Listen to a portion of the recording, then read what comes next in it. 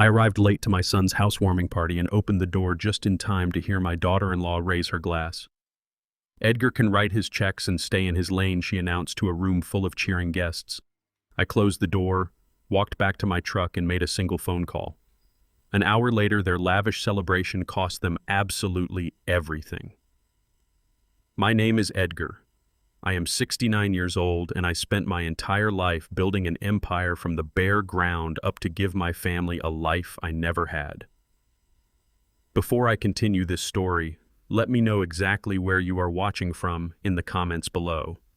Hit like and subscribe if you have ever had to teach an ungrateful relative a hard lesson about respect.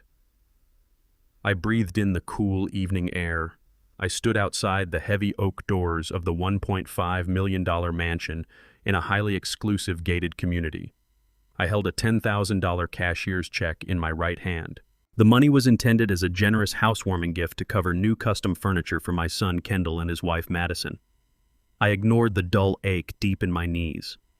That pain was a permanent reminder of the decades I spent working grueling manual labor before I finally built my business. I wanted to surprise them. I wanted to see the pure joy on my son's face when I handed him the financial security I had bled to provide. The long driveway was packed with luxury imported cars, making my reliable vintage pickup truck stand out like a sore thumb. I reached out and pushed the massive front door open slightly, stepping into the grand entryway without making a single sound. The sound of clinking crystal glasses filled the grand foyer. I stood entirely hidden in the shadows of the hallway. Madison stood in the center of the expansive living room, surrounded completely by her wealthy high society friends. She wore a designer dress I had undoubtedly paid for. She openly mocked my vintage pickup truck parked outside, calling it a rusted eyesore, ruining her perfect neighborhood aesthetic. The crowd of guests chuckled in unison. They were laughing at us. Then she shifted her target. She insulted the frugal habits of my late wife, Josephine. She called the woman who worked double shifts to put food on our table embarrassingly cheap. She told a fabricated story about Josephine clipping coupons, twisting a narrative of survival into a punchline for entitled strangers. The anger inside my chest crystallized into solid ice. Madison raised her expensive champagne glass high into the air and delivered her final punchline to the captivated audience. She declared that Edgar just needs to write his checks and stay in his lane because their sophisticated world does not belong to people like him. The absolute arrogance in her tone dripped with a racial and classist superiority she felt entirely comfortable expressing in her safe space. She viewed me purely as an endless bank account, a financial stepping stone completely devoid of humanity or dignity. She viewed the empire Josephine and I built through blood and tears as her inherent birthright. She genuinely believed she had conquered our wealth while entirely discarding the very people who created it. The room erupted in loud applause. The guests sipped their expensive champagne, fully endorsing the complete humiliation of the man funding the liquor sliding down their throats. I waited in the quiet shadows for my son to defend his family. Kendall laughed loudly. He stepped forward and clinked his glass against his wife's glass, completely validating the disrespect toward his own father and his deceased mother. He smiled widely at the crowd, eager to fit into a world that only accepted him because of my money. He chose to align himself with parasites rather than honor the sacrifices that put the tailored suit on his back.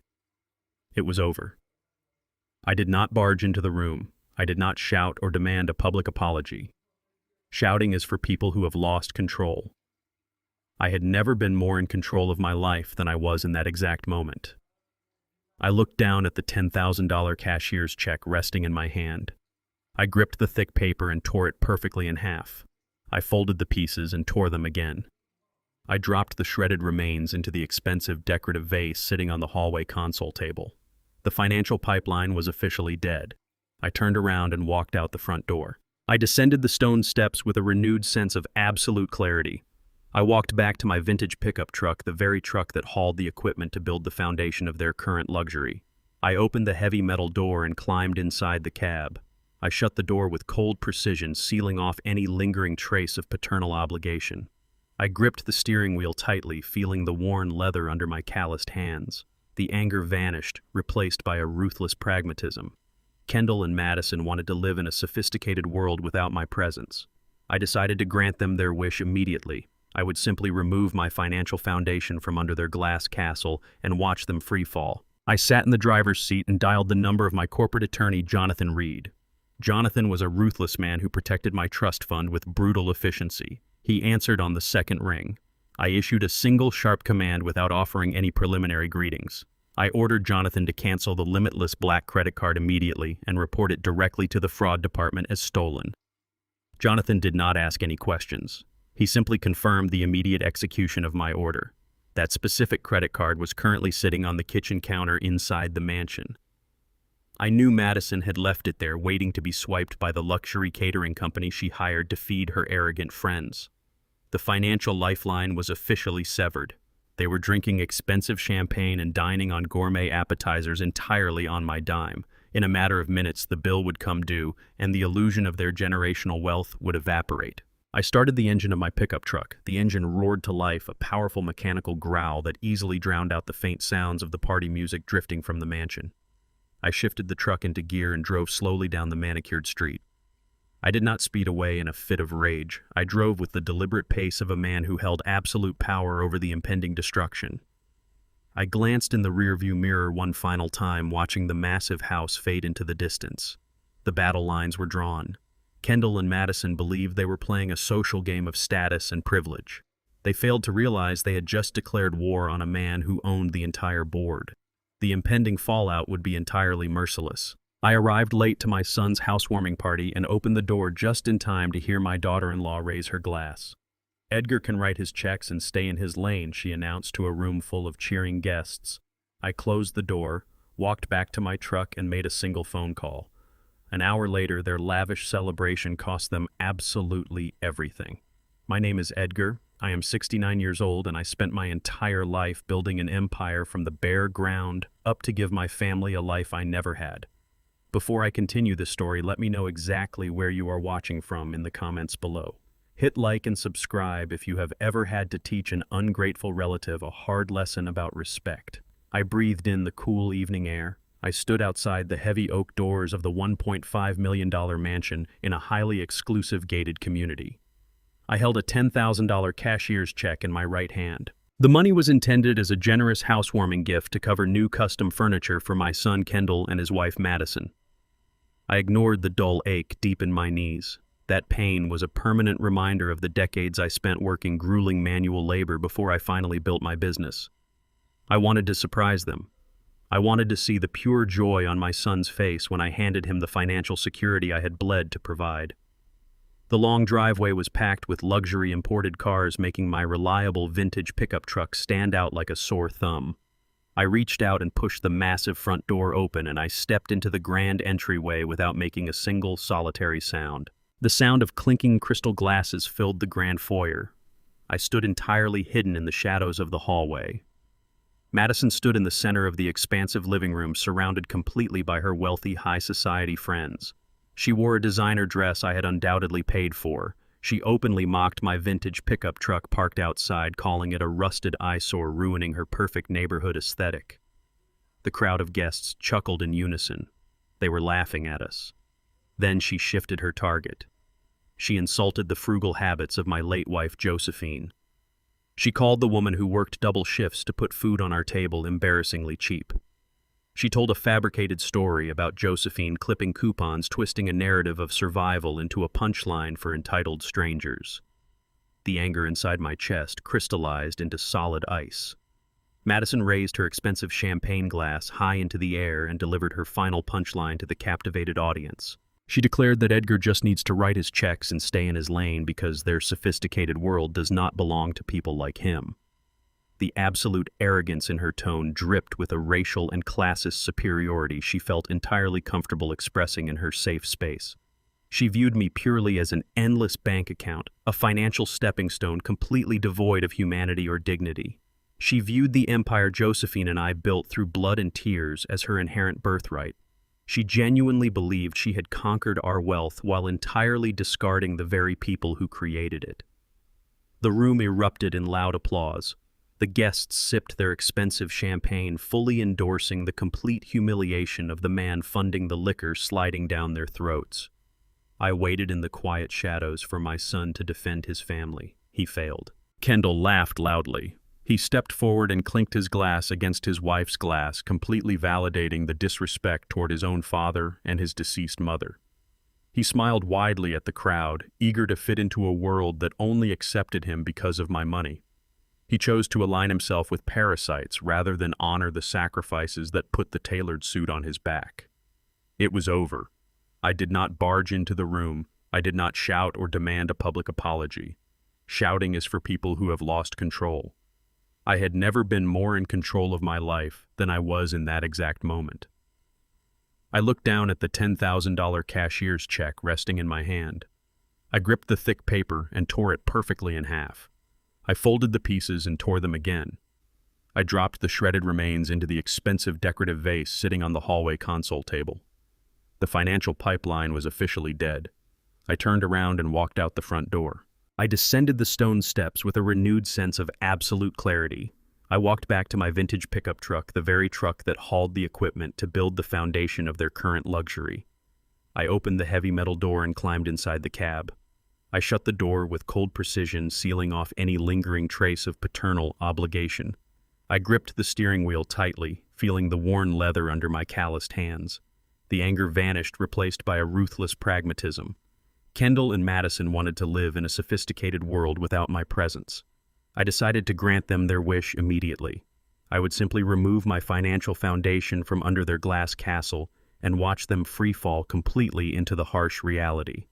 Today, I sat in the driver's seat and dialed the number of my corporate attorney, Jonathan Reed. Jonathan was a ruthless man who protected my trust fund with brutal efficiency. He answered on the second ring. I issued a single sharp command without offering any preliminary greetings. I ordered Jonathan to cancel the limitless black credit card immediately and report it directly to the fraud department as stolen.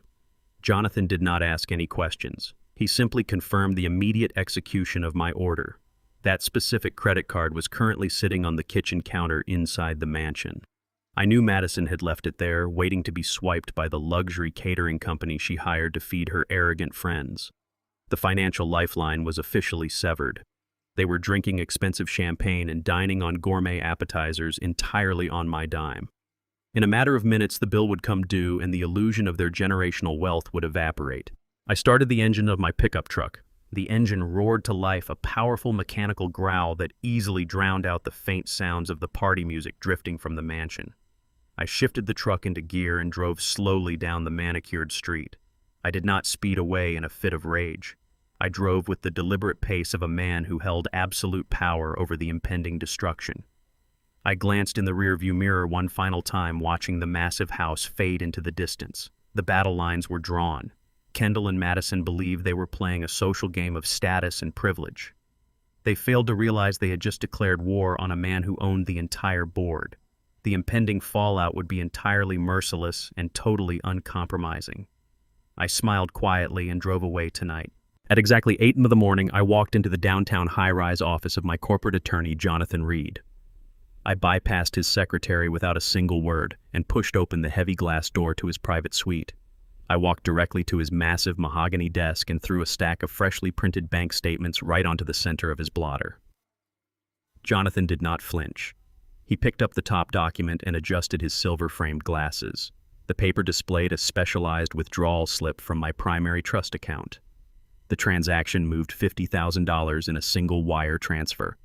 I pointed a steady finger directly at the signature line at the bottom of the page.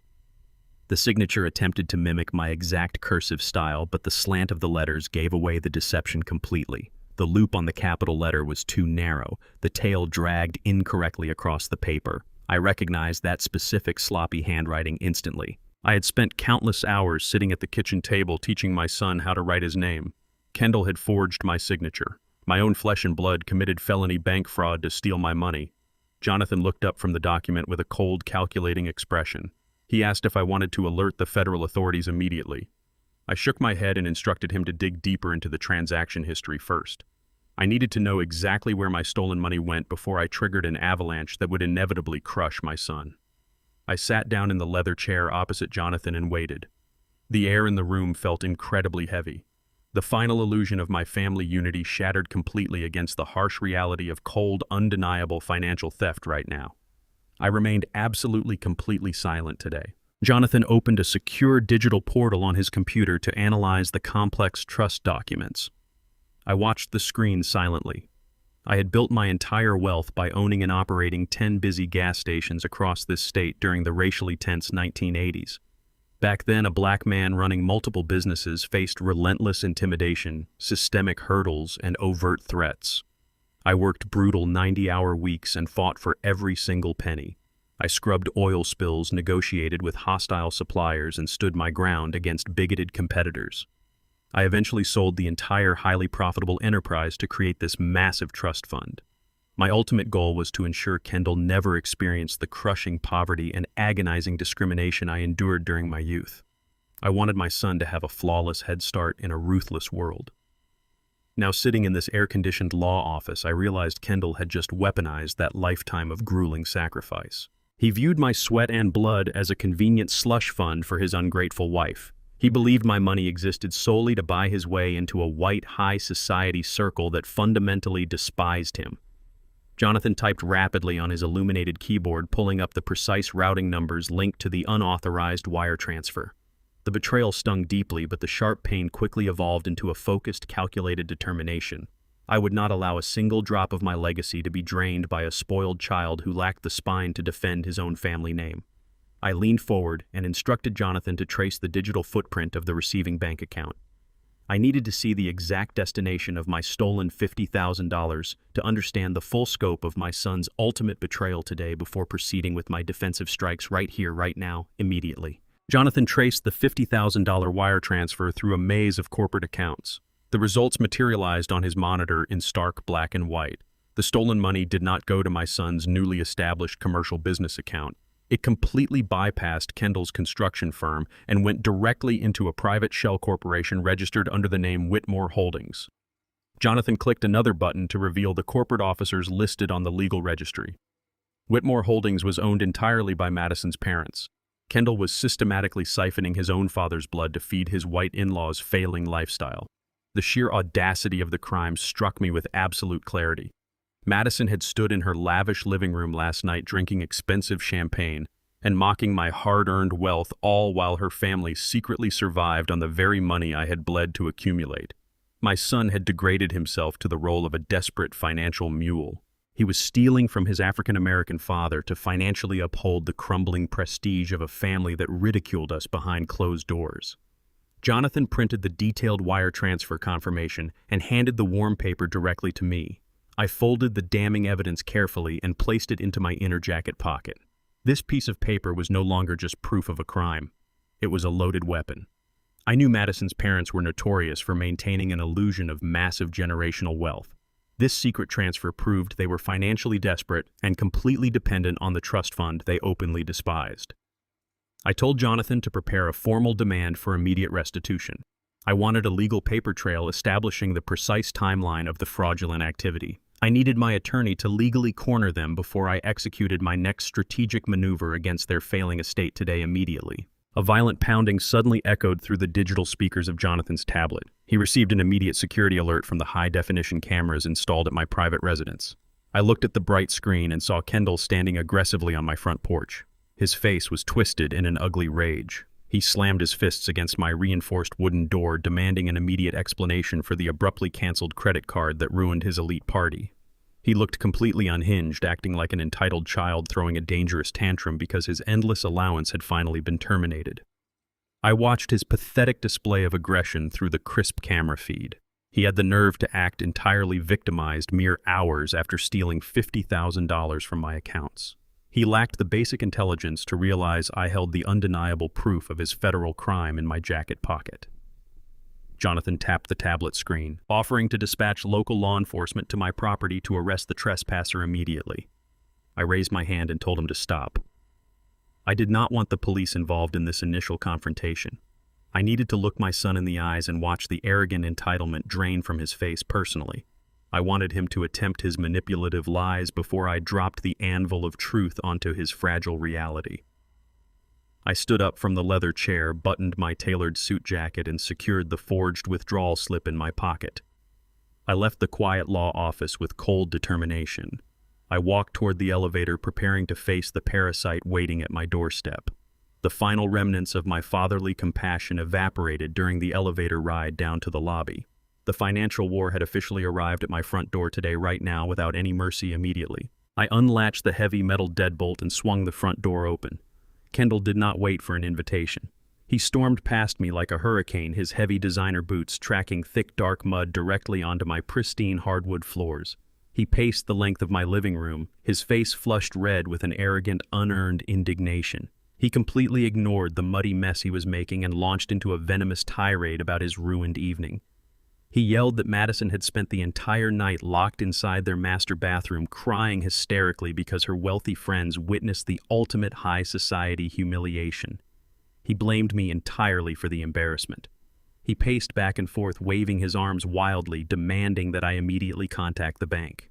He ordered me to pay the outstanding catering bill to salvage whatever microscopic shred of dignity his wife had left in her elite social circle. He spoke to me not as a father, but as a disobedient subordinate who had failed to execute a basic task. I did not match his truly frantic, chaotic energy. I did not raise my voice or demand respect. I walked past his pacing figure and moved straight toward the kitchen counter. I picked up the glass carafe and poured myself a steaming cup of dark black coffee. I breathed in the rich, bitter aroma, letting the hot ceramic warm my hands. I walked back into the living room completely unbothered by his escalating tantrum. I took a slow, deliberate sip of my coffee and sat down heavily in my favorite leather armchair. I let him scream until his lungs ran out of air and the heavy silence filled the room. I set my warm coffee mug safely down on the wooden coaster with a very sharp, truly definitive click. I reached into the inner breast pocket of my tailored suit jacket and slowly extracted the folded piece of paper. I smoothed out the distinct creases with meticulous care, letting the silence stretch out and completely suffocate his previous bravado.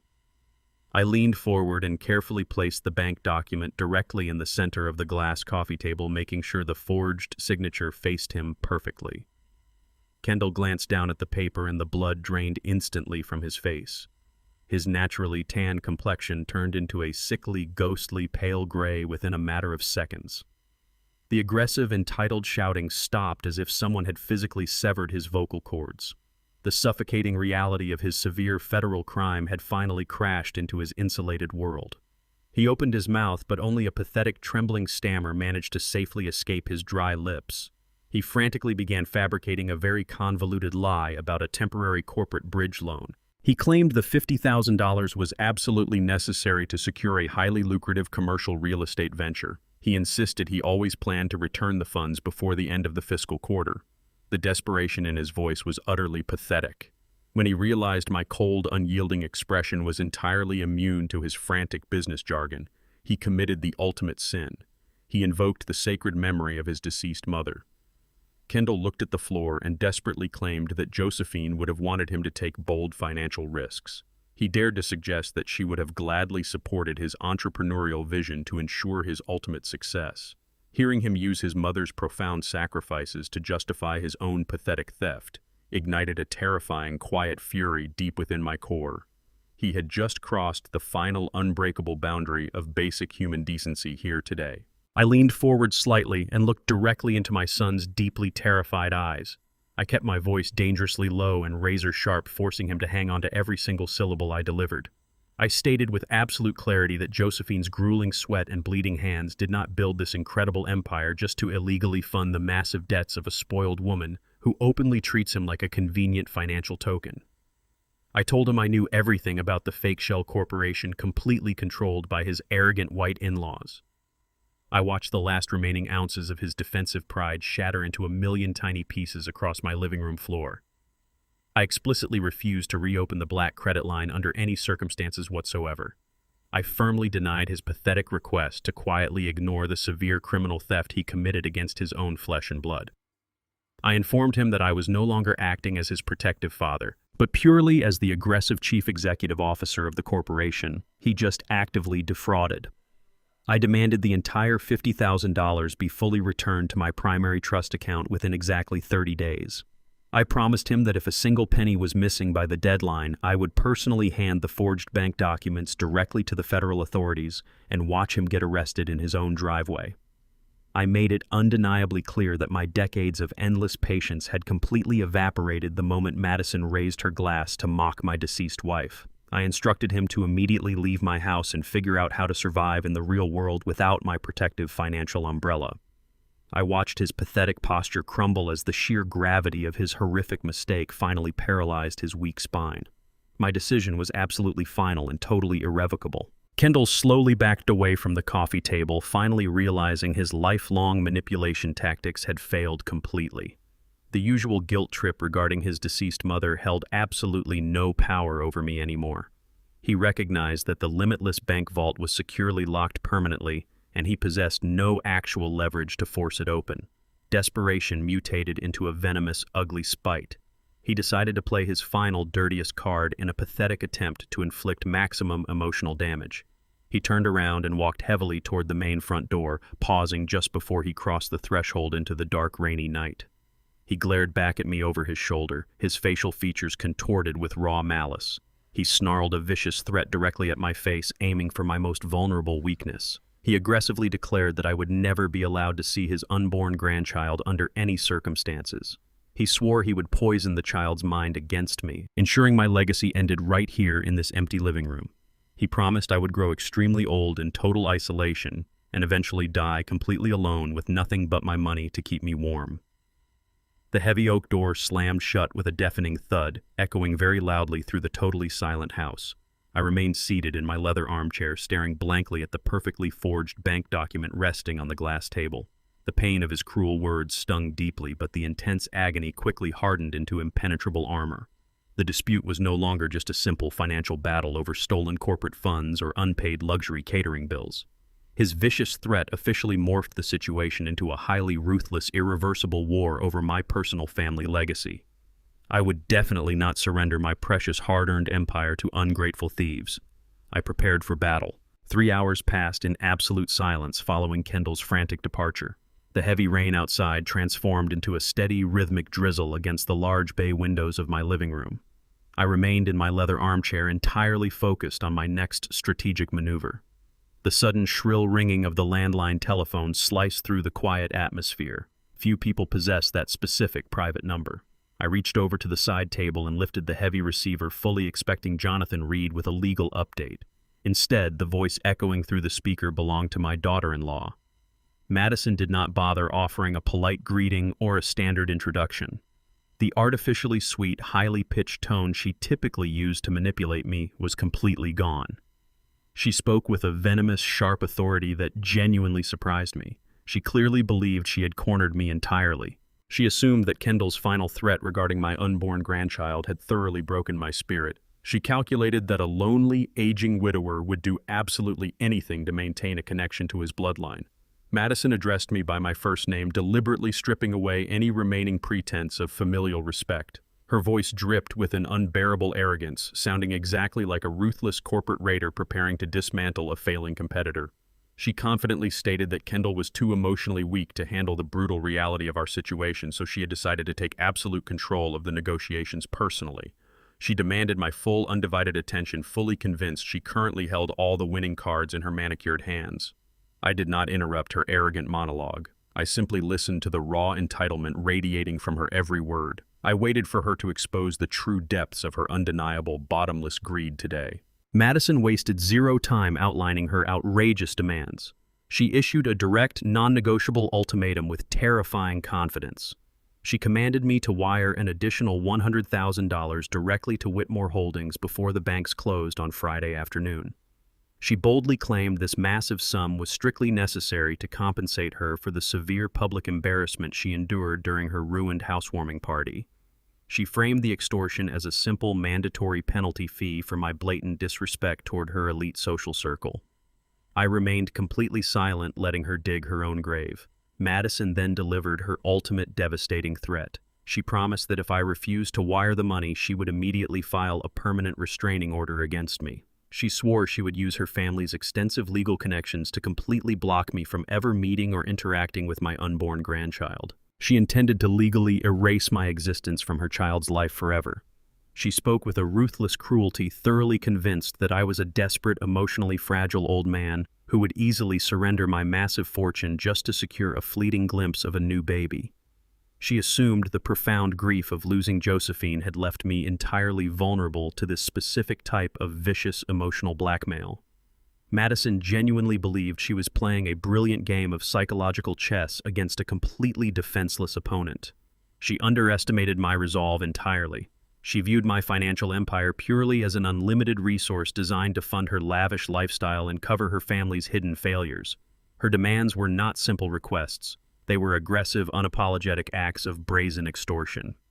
She concluded her terrifying monologue by demanding a verbal confirmation that I fully understood the severe, permanent consequences of defying her direct, arrogant orders today. I reached out and carefully pressed the bright red record button on the base of my landline telephone console. The small digital light illuminated, instantly confirming that every single word of this conversation was now being securely documented. I took a slow, deep breath to completely steady my voice. I utilized a highly calculated soft tone designed perfectly to bait her enormous ego. I feigned a hesitant, defeated posture, asking her to clarify a minor detail before I agreed to her massive financial demands. I gently inquired about the original $50,000 Kendall had withdrawn, questioning if the money truly went toward a promising real estate venture like my son had tearfully claimed. Madison let out a loud, mocking laugh that echoed terribly through the speaker. Her profound arrogance entirely blinded her to the obvious lethal trap I had just laid. She eagerly took the bait, completely eager to showcase her absolute superiority over my incredibly naive son. She proudly bragged that there was absolutely no commercial real estate venture. She openly confessed that she had manipulated Kendall into stealing the funds specifically to pay off her father's massive private gambling debts. She gleefully detailed how easily she had convinced my weak-minded son to forge the bank documents to save her family from total financial ruin. She continuously mocked Kendall's profound stupidity, laughing at how willingly he risked a severe federal prison sentence just to keep her happy. Her voluntary, highly detailed confession was a magnificent gift. She provided undeniable, legally binding audio proof of her direct involvement in the federal bank fraud and the subsequent extortion attempt. She handed me the exact weapon I desperately needed to absolutely annihilate her carefully constructed world completely and utterly. I did not offer Madison another single word of validation or argument. I simply pressed the end button, cutting off her arrogant laughter mid-sentence. I immediately extracted the digital memory card from the telephone console and locked it safely inside my heavy floor safe. I had successfully captured her undeniable extortion plot and her full confession to orchestrating the bank fraud. I picked up my mobile phone and immediately dialed Nolan. Nolan was a high-end, extremely dangerous private investigator who specialized exclusively in aggressive corporate espionage and high-stakes financial warfare. He answered instantly, completely accustomed to my late-night directives. I issued a series of rapid, absolutely uncompromising orders. I instructed Nolan to launch a massive, extremely hostile investigation into the entire Whitmore family. I commanded him to aggressively dig up every single buried secret, every hidden offshore account, and every unpaid private debt linked to Thomas Whitmore. I wanted their entire financial history torn apart and examined under a microscopic lens. I ordered Nolan to acquire their previous tax returns and cross-reference them with their current lavish lifestyle to uncover any glaring discrepancies. I told him to trace the specific gambling syndicate that Madison had just paid off using my stolen trust funds. I intended to utterly obliterate their fake societal standing and expose their profound financial rot to the entire world. Nolan confidently accepted the lucrative assignment, promising to deliver a highly comprehensive destruction dossier within exactly 24 hours. I ended the call and stood alone in my dark living room. Madison believed she had cleverly trapped a vulnerable old man in a desperate emotional corner. She failed to comprehend that she had just invited a ruthless predator directly into her fragile glass house. The complete demolition of the Whitmore legacy had officially begun tonight. At exactly 3 o'clock the following afternoon, I walked into a quiet, dimly lit diner on the industrial edge of town. The scent of stale coffee and fried food hung heavy in the air, a stark contrast to the sterile, perfumed halls of my son's stolen mansion. Nolan sat waiting in a secluded corner booth, his back pressed firmly against the peeling vinyl. He did not offer a polite greeting or waste time with casual small talk. He simply pushed a massive, heavily encrypted flash drive across the scratched Formica table. The small metal device carried the absolute destruction of the entire Whitmore family legacy. Nolan opened his sleek laptop and brought the horrific digital reality into plain view. The meticulously crafted illusion of their generational wealth instantly shattered into a million worthless pieces directly in front of my eyes. The Whitmore family was completely destitute. Their highly publicized country club memberships imported luxury vehicles, and massive philanthropic donations were entirely funded by a chaotic web of high-interest loans and maxed-out corporate credit lines. They possessed absolutely zero liquid assets. They survived month to month by violently shuffling massive debts between various shell corporations, desperately trying to outrun an impending financial apocalypse. Nolan highlighted a specific column of terrifying red numbers on the bright screen. The financial ruin was absolutely undeniable. They were entirely tapped out, bleeding money at a catastrophic rate to maintain a fake image of effortless superiority. Madison had stood in my living room and arrogantly demanded $100,000 because her family was literally starving behind their heavy velvet curtains. She was not a sophisticated high society heiress defending her precious social standing. She was a deeply desperate cornered animal fighting blindly for her own basic financial survival against a ticking clock today. The digital dossier revealed a much darker, far more sinister reality than simple bankruptcy. The Whitmores were currently drowning under an active, highly classified federal investigation by the Internal Revenue Service for extensive tax evasion. Thomas Whitmore had spent the last 7 years aggressively defrauding the federal government, hiding millions in offshore accounts that had recently been completely frozen by federal prosecutors. Prison time was not just a vague possibility, it was an impending, unavoidable certainty. This devastating revelation instantly recontextualized my entire relationship with my daughter-in-law.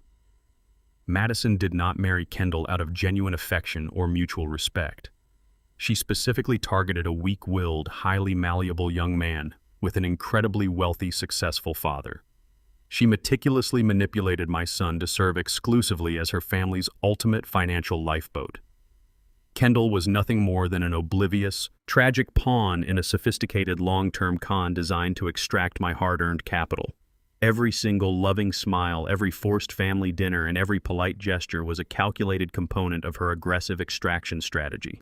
She looked at my son and saw a completely defenseless vault waiting to be cracked open. I felt a brief, intense flash of profound sadness for Kendall, but that fleeting emotion was quickly swallowed by a cold, righteous fury. My son had willingly handed them the combination to the vault. He traded his own father's dignity for a woman who viewed him as a pathetic, necessary burden to secure her own survival.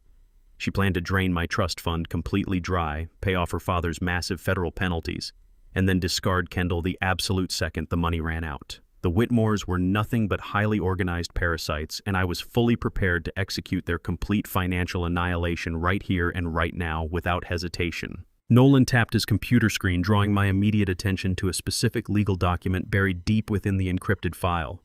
He enlarged the scanned image until the terrifying details filled the monitor. Madison had secretly drafted a completely fraudulent power of attorney. She ruthlessly exploited Kendall's blind devotion, convincing him to surrender absolute legal control over his entire marital estate directly to her. This catastrophic document gave her the unmitigated authority to execute major financial decisions entirely on his behalf without his active participation.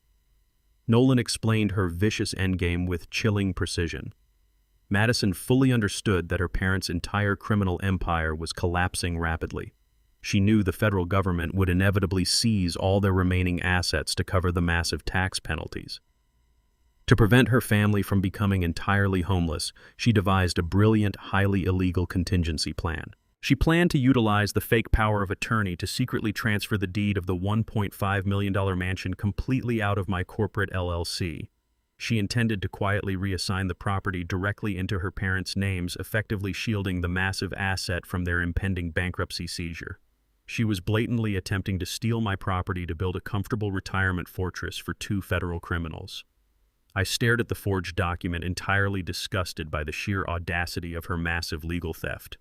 She assumed I was completely oblivious to the complex mechanisms guarding my own wealth. She believed she could quietly slip $1 million mansion right out from under my nose while I was distracted by her petty social games. I instructed Nolan to forward the entire dossier directly to my corporate attorney immediately. I was not going to simply block the transfer. I was going to use this newly forged document to bury her completely forever today. A sharp, urgent vibration suddenly interrupted the heavy silence inside the diner. Nolan looked down at his encrypted mobile phone resting on the edge of the table.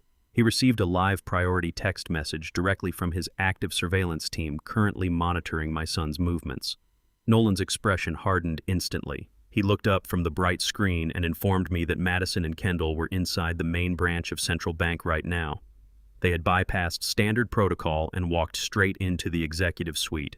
Madison was actively attempting to execute the fraudulent deed transfer at this exact second using the fake power of attorney document. The sheer arrogance of her timing was genuinely breathtaking. She thought she could seamlessly steal a $1.5 million property while I was supposedly mourning the destruction of my family relationship. She operated under the absolute delusion that she was the smartest person in any room she entered. She completely underestimated the vast security apparatus constantly monitoring every single asset within my corporate portfolio. I did not waste another second analyzing her pathetic psychological motivations. I stood up from the vinyl booth immediately. I grabbed my heavy wool coat from the back of the chair and threw a $50 bill onto the table to cover the untouched coffee. I instructed Nolan to keep his surveillance team on high alert and document every single person who interacted with Madison inside that building.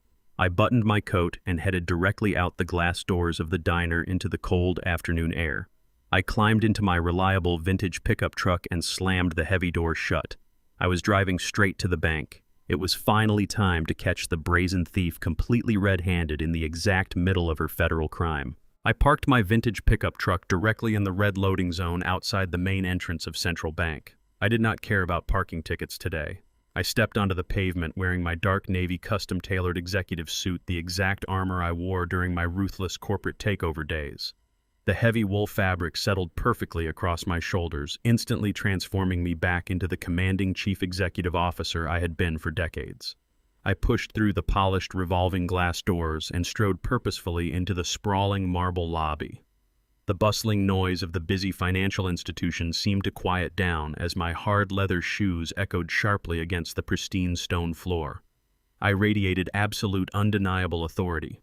2 armed security guards moved to intercept me, but my icy, uncompromising glare stopped them dead in their tracks. They stepped aside instinctively, recognizing a man who owned the very ground they stood on. I completely bypassed the long, winding teller line without a single glance at the ordinary customers. I navigated the familiar corridors with precise, calculated strides, heading directly toward the restricted VIP financial management wing. I knew the exact layout of this building because my massive corporate deposits alone had completely funded its modern renovation 10 years ago.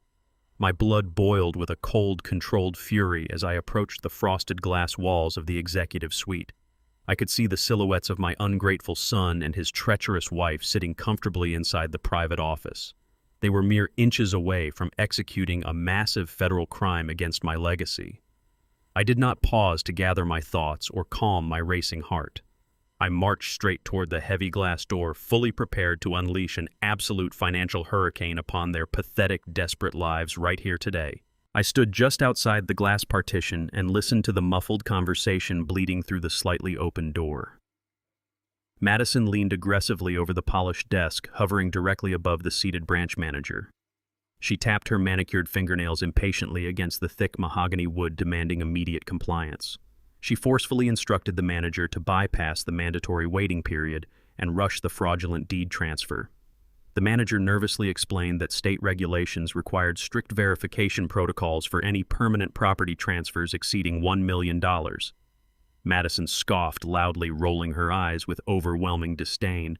She completely dropped her polite facade and deployed a vicious, calculated racial microaggression to achieve her goal. She explicitly told the manager that she was acting under a strict time-sensitive emergency. She claimed the rigid protocols should be immediately waived because an elderly African-American man simply lacked the sophisticated cognitive capacity to properly manage such a complex financial estate.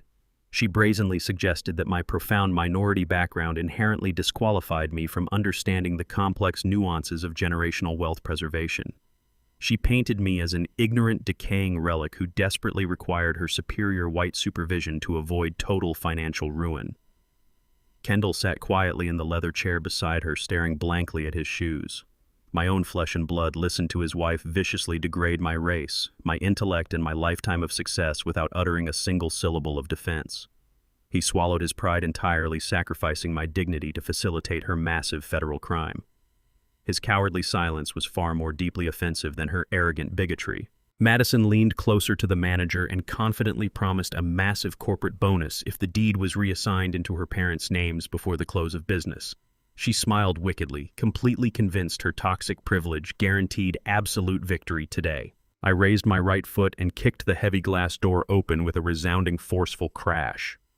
The loud noise violently shattered the quiet tension inside the room, causing both Kendall and Madison to flinch in sheer terror. Madison gasped loudly, dropping her expensive designer pen onto the polished desk. Kendall instantly slunk lower into his leather chair, desperately attempting to completely disappear from my sight. I ignored my cowardly son entirely, refusing to grant him even a single second of acknowledgement. He no longer existed in my world. I stepped fully into the private office and focused my intense, uncompromising gaze entirely upon the terrified branch manager. I walked directly to the desk and slammed my hands down hard against the wood. I delivered a sharp, incredibly precise directive that left absolutely no room for interpretation or debate. I ordered her to completely freeze every single trust account registered under my corporate portfolio immediately. I commanded her to permanently revoke any secondary financial access previously granted to my son. I then pointed a firm finger directly at the fraudulent power of attorney document resting near her trembling hands. I explicitly ordered her to physically confiscate that specific piece of paper right now. I loudly identified the forged signature as undeniable, highly documented evidence of a massive federal wire fraud scheme actively unfolding inside her bank. The manager swallowed hard and quickly snatched the fake document off the desk, holding it tightly against her chest. She instantly recognized my unwavering authority and fully complied with my strict demands. Madison stared at the confiscated paper, her face twisting into an incredibly ugly mask of profound realization.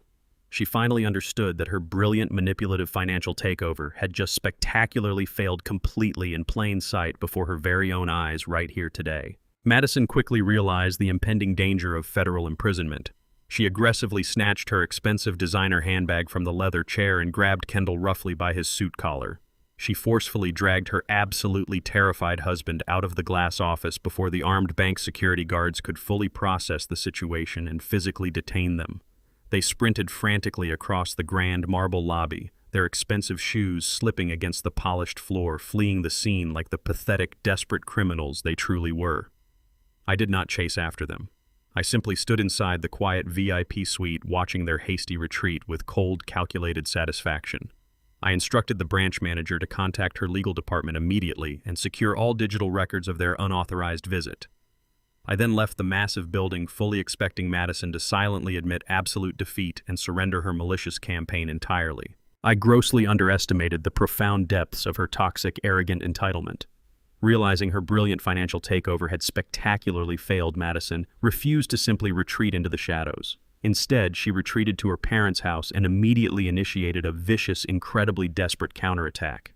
She understood she could no longer steal my wealth through clever financial forgery, so she decided to aggressively strip away my basic civil rights instead. She fabricated a highly elaborate, entirely malicious lie to convince the local authorities that I was completely insane and a severe danger to myself.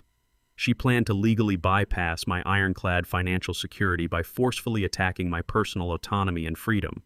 Her goal was to have me permanently committed to a locked psychiatric ward against my will, so she could gain total control over my estate through a court-ordered state guardianship. She officially declared a ruthless, terrifying legal war against my entire existence right here, right now, today. At precisely 8 o'clock the following morning, a series of heavy, authoritative knocks echoed through the quiet halls of my home. I did not flinch or rush to answer. I set my ceramic coffee mug down on the kitchen island and walked deliberately toward the front foyer. I unlatched the heavy deadbolt and swung the solid oak door open. 2 individuals stood on my front porch, radiating a tense, formal energy. A young woman clutching a thick manila folder stood slightly behind a fully uniformed armed police officer. The officer kept his hand resting cautiously near his utility belt, clearly expecting a volatile or unpredictable situation. I surveyed them with a completely calm, unbothered expression. I knew exactly who had sent them to my doorstep today. Madison had wasted absolutely no time executing her vicious, desperate counterattack after failing to steal my property at the bank. The young woman cleared her throat nervously and introduced herself as a senior caseworker from Adult Protective Services. She stated they were conducting an emergency wellness check based on a highly concerning tip regarding my immediate safety and cognitive health. The presence of the armed officer was a calculated intimidation tactic designed to frighten a vulnerable senior citizen into absolute submission. They expected to find a confused, disoriented old man wandering aimlessly through a massive empty house. Instead, they found a sharply dressed, completely lucid former corporate executive staring them down with impenetrable authority. I did not act surprised or offended by their sudden intrusion. I simply nodded slowly, fully comprehending the malicious depths of Madison's terrifying endgame. She wanted to lock me away in a psychiatric ward to steal my entire empire, and she was currently using state resources to facilitate her massive federal crime right now. The social worker nervously opened her thick manila folder and read directly from an anonymous complaint submitted late last night. The document contained a horrific, entirely fabricated narrative regarding my mental state. The official report maliciously claimed that I suffered from violent advanced dementia and posed a severe immediate physical threat to myself and the general public. It described entirely fictitious episodes where I allegedly wandered the streets in a violent rage, unable to remember my own identity or manage my basic daily functions. The caseworker looked up from the damning pages and informed me that due to the severe nature of these allegations, I was required to accompany them immediately to a state medical facility for a mandatory 72-hour psychiatric evaluation. I recognized the sinister legal mechanics of this maneuver instantly. Madison had secretly filed this malicious report to forcefully declare me entirely incompetent under strict state law. She desperately needed me locked securely inside a medical facility so she could urgently petition a friendly judge for emergency state guardianship over my massive estate. By legally stripping away my cognitive autonomy, she could effortlessly bypass my fortified banking security and seize total control of my corporate trust funds without my active consent. She was weaponizing the adult protective system to execute a hostile financial takeover from the inside out. The armed police officer stepped slightly forward, resting his hand firmly on his heavy-duty belt, heavily implying that my strict compliance was absolutely mandatory and physical force would be utilized if I dared to resist their direct orders. Madison assumed my natural pride would trigger a defensive, highly emotional outburst that would perfectly validate her fake dementia claims. She expected me to scream and violently demand my civil rights, actively proving her terrible narrative undeniably correct right here today. I did not argue, raise my voice, or exhibit any signs of the violent confusion they fully expected to witness. Instead, I politely stepped aside and calmly invited both the social worker and the police officer directly into my immaculate home. I led them toward the grand dining room, gesturing for them to stand near the large mahogany table. I opened a locked drawer on my nearby credenza and retrieved a pristine, highly organized leather portfolio. I slid a heavy stack of official medical documents across the polished wood directly toward the bewildered caseworker. The file contained a comprehensive, incredibly detailed neurological evaluation completed exactly 2 weeks prior by the absolute top cognitive physician in the entire state. The certified medical records undeniably proved that my brain function, memory retention, and executive reasoning skills were absolutely flawless and functioning far above average for my age bracket. I then placed a massive, independently audited financial statement directly beside the medical records. I calmly explained that a severely demented, violently confused old man could not possibly manage a highly profitable, complex portfolio worth tens of millions of dollars without making a single accounting error. The social worker carefully reviewed the undeniable medical proof, her face instantly flushing with deep professional embarrassment. The official signature of the state's leading neurologist immediately debunked every single malicious lie contained within Madison's pathetic anonymous report. I watched the caseworker's posture completely deflate as she realized she had been manipulated into participating in a massive illegal fraud scheme. I stood perfectly still, radiating absolute sanity, intellect, and profound corporate authority. I did not need to shout to prove my cognitive competence. The undeniable, legally binding paperwork spoke with absolute crushing finality, completely destroying Madison's vicious psychiatric smear campaign in a matter of seconds today. The armed police officer visibly relaxed his posture, removing his hand entirely from his heavy utility belt. He looked around my pristine, highly organized dining room and quickly realized he had been maliciously weaponized by an incredibly greedy, desperate family member. The intense professional embarrassment inside the room was absolutely palpable. I did not let them simply apologize and walk out my front door quietly. I looked directly at the officer and formally demanded that he immediately file an official police report for severe criminal defamation, malicious harassment, and the illegal filing of a completely fraudulent police wellness check. I informed them that the anonymous caller was my deeply indebted daughter-in-law, and she was actively attempting to execute a hostile takeover of my estate to cover her massive federal tax evasion liabilities. The social worker frantically scribbled my detailed statement into her notebook, promising a full internal investigation into the false report. I escorted them respectfully out of my house, locking the heavy oak door behind them.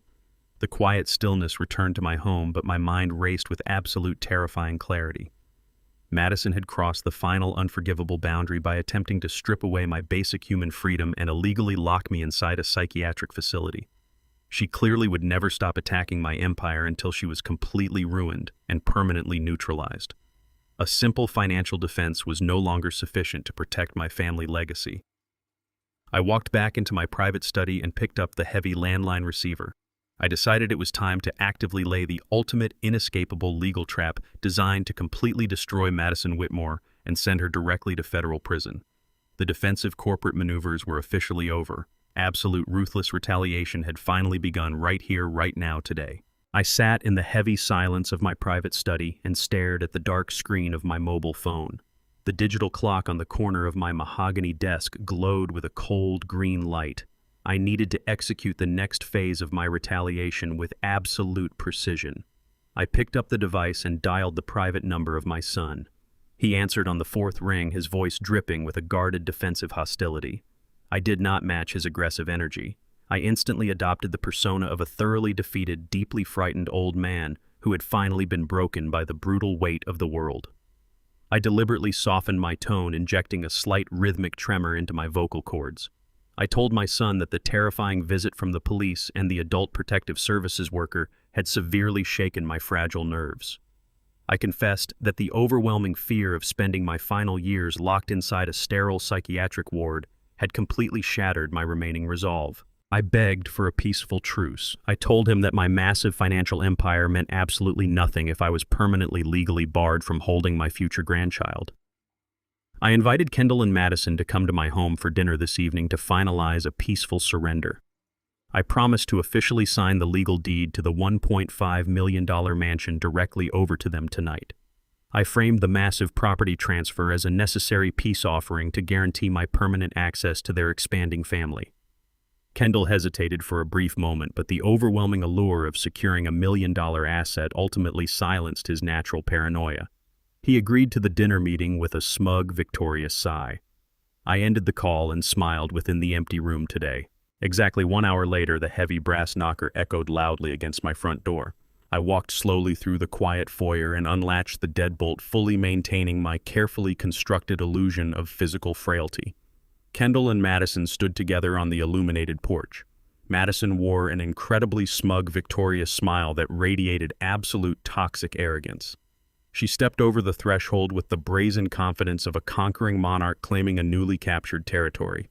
She genuinely believed her malicious, highly illegal adult protective services stunt had permanently broken my spirit and forced my unconditional surrender.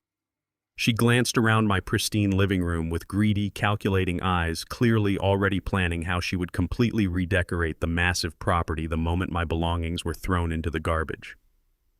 Kendall trailed slightly behind her, keeping his eyes firmly locked on the hardwood floor, perfectly embodying the cowardly shadow he had willingly chosen to become. I silently escorted them directly into the formal dining room. I did not offer them warm pleasantries, a catered meal, or a glass of expensive wine. Instead, I gestured weakly toward 2 leather chairs positioned directly across from my usual seat. They sat down together, practically vibrating with greedy anticipation. I reached into my leather briefcase and slowly extracted a dense, multi-page legal contract. The incredibly thick document was filled with extremely complex, highly technical financial terminology. I slid the heavy paper directly across the polished mahogany table until it rested perfectly in front of my treacherous son. I lowered my gaze deliberately, slumping my shoulders to project total submission. I reached into my breast pocket and retrieved a heavy gold pen. I extended my arm forward, intentionally letting my fingers tremble violently as I offered the heavy writing instrument directly to the pathetic man who betrayed me here today. I kept my voice remarkably soft and terribly unsteady as I explained the specific parameters of our final transaction. I verbally confirmed that I was fully prepared to formally sign over the absolute legal deed to this magnificent estate tonight without any further resistance. However, I stated that my aggressive corporate accountants required one minor procedural formality before I relinquished the property entirely. I gently and softly requested that Kendall sign the complex document currently resting before him. I smoothly characterized the dense paperwork as a standard mandatory acknowledgement of all my prior financial gifts, claiming it was strictly necessary to appease the aggressive federal tax auditors investigating my vast holdings. I completely assured them this was merely a tedious bureaucratic hurdle standing directly between their profound greed and my permanent surrender. Kendall stared down at the terrifyingly dense paragraphs of miniature legal print, his natural cowardice causing him to hesitate visibly. He cautiously reached for the gold pen, but paused instinctively, realizing that signing unread contracts was exceptionally dangerous. Madison, however, was entirely blinded by the intoxicating prospect of instantly securing a $1.5 million asset. She possessed absolutely no patience for his sudden, pathetic hesitation. She glared at her husband with undisguised venom and sharply ordered him to execute the required signature immediately. She aggressively dismissed his valid concerns loudly, insisting they needed the valuable house legally secured tonight before I suddenly changed my deteriorating fragile mind. Under the crushing weight of her dominating authority, Kendall entirely abandoned his better judgment. He meekly accepted the heavy gold pen from my trembling fingers. He did not read a single sentence of the incredibly binding fine print before pressing the dark black ink firmly against the bottom line, permanently sealing his own devastating fate right here forever today. The exact millisecond the heavy gold pen lifted gracefully from the crisp white paper, my entire physical demeanor transformed instantly. The pathetic trembling illusion of a defeated old man evaporated completely, instantly, replaced by the terrifying cold authority of an absolutely ruthless corporate titan. I reached aggressively across the polished mahogany table and violently snatched the executed legal document directly from the trembling hands of my son. Madison eagerly extended her manicured fingers greedily, demanding I immediately produce the official property deed for my massive estate. Instead, I calmly picked up my heavy leather briefcase and silently slid it far out of her eager reach. I stood up from my chair, towering over both of them with an incredibly dark, entirely uncompromising glare. I looked down at my thoroughly confused son and delivered the ultimate devastating reality check. I formally thanked him for eagerly signing a legally binding, fully notarized confession detailing his exact deliberate involvement in the $50,000 federal bank forgery. The blood completely drained from his pale face as the horrific magnitude of his catastrophic mistake finally registered. I calmly explained that the incredibly dense fine print he foolishly ignored completely surrendered his absolute guilt regarding the massive financial theft. Madison shrieked with pure, unadulterated venom, realizing her brilliant extortion plot had just been spectacularly annihilated by a vastly superior intellect. I completely ignored her deafening, chaotic tantrum and coldly ordered them to immediately vacate my property forever. I swore that if they ever dared to step foot near my home again, I would gladly hand this written confession directly to the federal authorities and happily watch them rot in a concrete prison cell. I watched them stumble completely out of my house, totally and utterly destroyed right here tonight without any mercy whatsoever here today. The morning sun broke through the heavy overcast sky, casting long, sharp shadows across the manicured lawns of the exclusive gated community. At exactly 8 o'clock, the heavy brass doorbell echoed loudly through Kendall and Madison's sprawling $1.5 million mansion. The sound abruptly shattered the tense silence that had suffocated the house since their humiliating ejection from my formal dining room the previous night. Madison marched toward the grand entryway, her expensive silk robe billowing behind her. She approached the massive double doors with a lingering sense of toxic entitlement, entirely convinced that my corporate attorneys had finally surrendered the official property deed she demanded. She swung the heavy wooden door open with a confident, arrogant flourish, fully expecting a groveling courier begging for her ultimate forgiveness.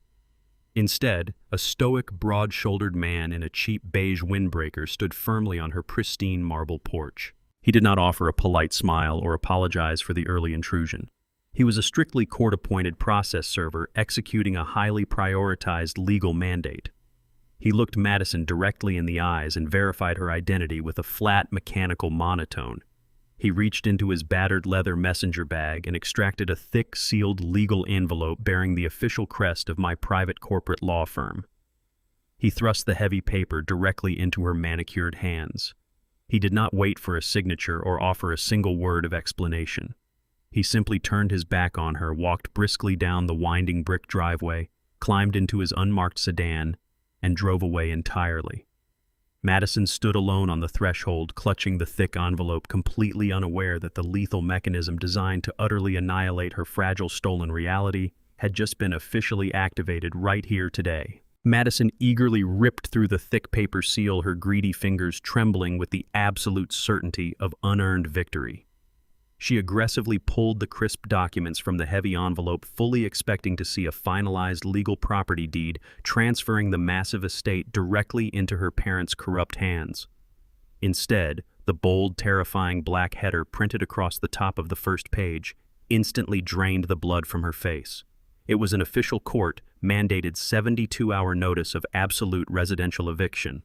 Her eyes frantically scanned the dense legal text, desperately searching for a clerical error or a simple misunderstanding. The unyielding document explicitly outlined her immediate devastating ruin. The luxury mansion did not belong to Kendall, nor was it a marital asset eligible for any legal protection. The estate was entirely owned by my private corporate holding company, and my son merely occupied the premises under a highly restrictive residential lease agreement.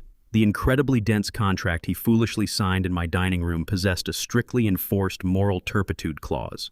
By providing a legally binding notarized confession to executing severe federal bank forgery, Kendall had instantly violated the absolute foundational terms of his residency. The lease was officially terminated with extreme prejudice.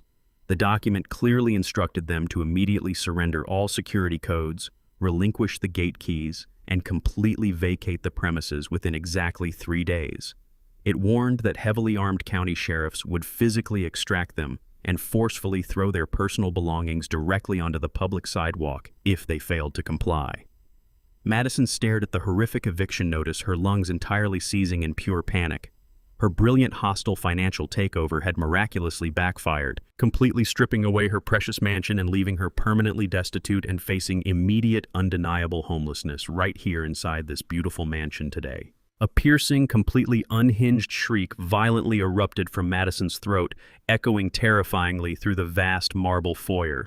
She forcefully hurled a priceless crystal vase directly against the textured wall, shattering the delicate glass into thousands of dangerous, glittering fragments. Her perfectly constructed high society facade completely evaporated, replaced instantly by the chaotic, animalistic rage of a thoroughly defeated parasite. She paced frantically across the expensive rug, ripping at her perfectly styled hair and screaming a continuous stream of vile, uncontrollable profanities. Kendall watched his wife completely melt down, his entire body trembling violently with raw, undeniable fear. The crushing realization that he had personally signed away his luxurious lifestyle absolutely paralyzed his weak heart. He desperately pulled his mobile phone from his designer pocket and dialed my private number, his sweaty fingers slipping awkwardly against the bright glass screen. I sat comfortably behind the heavy mahogany desk in my quiet study, watching his familiar name illuminate the digital caller display. I lifted the receiver slowly, letting the line open without offering a single word of greeting. Kendall immediately launched into a pathetic, weeping barrage of desperate apologies. He loudly begged for fatherly mercy, promising to magically find a way to repay the stolen $50,000 if I simply destroyed the eviction notice. I listened to his pathetic, agonizing sobs echo through the quiet speaker for precisely 10 seconds. I completely hardened my heart against the pathetic weeping of the traitor who actively tried to declare me insane. I leaned closely into the microphone and delivered one single, absolutely ruthless sentence. I told him my private corporate attorney now exclusively handles all necessary legal correspondence with confirmed federal criminals. I pressed the glowing red button, instantly terminating the active connection and entirely ending his miserable groveling right here firmly today. Madison watched her husband helplessly drop his cellular phone, his shoulders entirely slumping in absolute pathetic defeat. Realizing she was securely cornered and facing imminent, highly publicized homelessness, she immediately snatched her own device. She furiously dialed her father's private number, hyperventilating as she loudly explained the catastrophic disaster rapidly unfolding inside her stolen home. Thomas Whitmore answered the frantic call with a terrifying, icy silence. The patriarch of the deeply indebted Whitmore family recognized that his ultimate financial lifeboat was rapidly sinking into an incredibly dark abyss. He could not afford to lose this massive luxury property to the federal tax authorities. He coldly instructed his hysterical daughter to pack her expensive belongings and forcefully handle her weeping husband. Thomas decided he desperately needed to handle this incredibly sensitive negotiation personally. He refused to allow a stubborn, grieving old man to actively destroy his carefully constructed societal illusions. He immediately grabbed his keys, completely determined to physically and legally intimidate me into total permanent submission. He climbed into his imported luxury vehicle and forcefully slammed his foot against the accelerator pedal. He drove recklessly through the slick suburban streets, heading directly toward my heavily fortified residential estate. He arrogantly assumed I was merely a frail, easily frightened widower who would immediately crumble under the immense pressure of his towering physical presence and vague legal threats. He expected to violently kick down my front door and forcefully extract a signed property deed using sheer aggressive intimidation tactics. He failed to ever completely comprehend that he was actively driving straight into an inescapable, highly orchestrated trap. I sat perfectly calmly inside my quiet, fortified study, casually polishing my favorite coffee mug, patiently waiting for the desperate financial criminal to arrive upon my private doorstep right here and exactly right now today. The heavy crunch of expensive tires on my gravel driveway signaled the arrival of my deeply unwelcome guest. I remained standing perfectly still inside my quiet foyer, watching through the sidelight window as a sleek black Mercedes violently parked directly in front of my meticulously manicured lawn. Thomas Whitmore stepped out of the luxury vehicle, adjusting the lapels of his custom Italian suit with an air of profound, unmistakable arrogance. He slammed the heavy car doors shut and marched aggressively up my brick walkway, his face twisted into a deeply condescending scowl. He completely bypassed the brass doorbell, choosing instead to pound his heavy fists directly against the solid oak wood of my front entrance. He expected a frightened, subservient old man to nervously scurry over and grant him immediate access to the premises. I unlatched the heavy deadbolt and swung the door open, but I absolutely refused to step aside.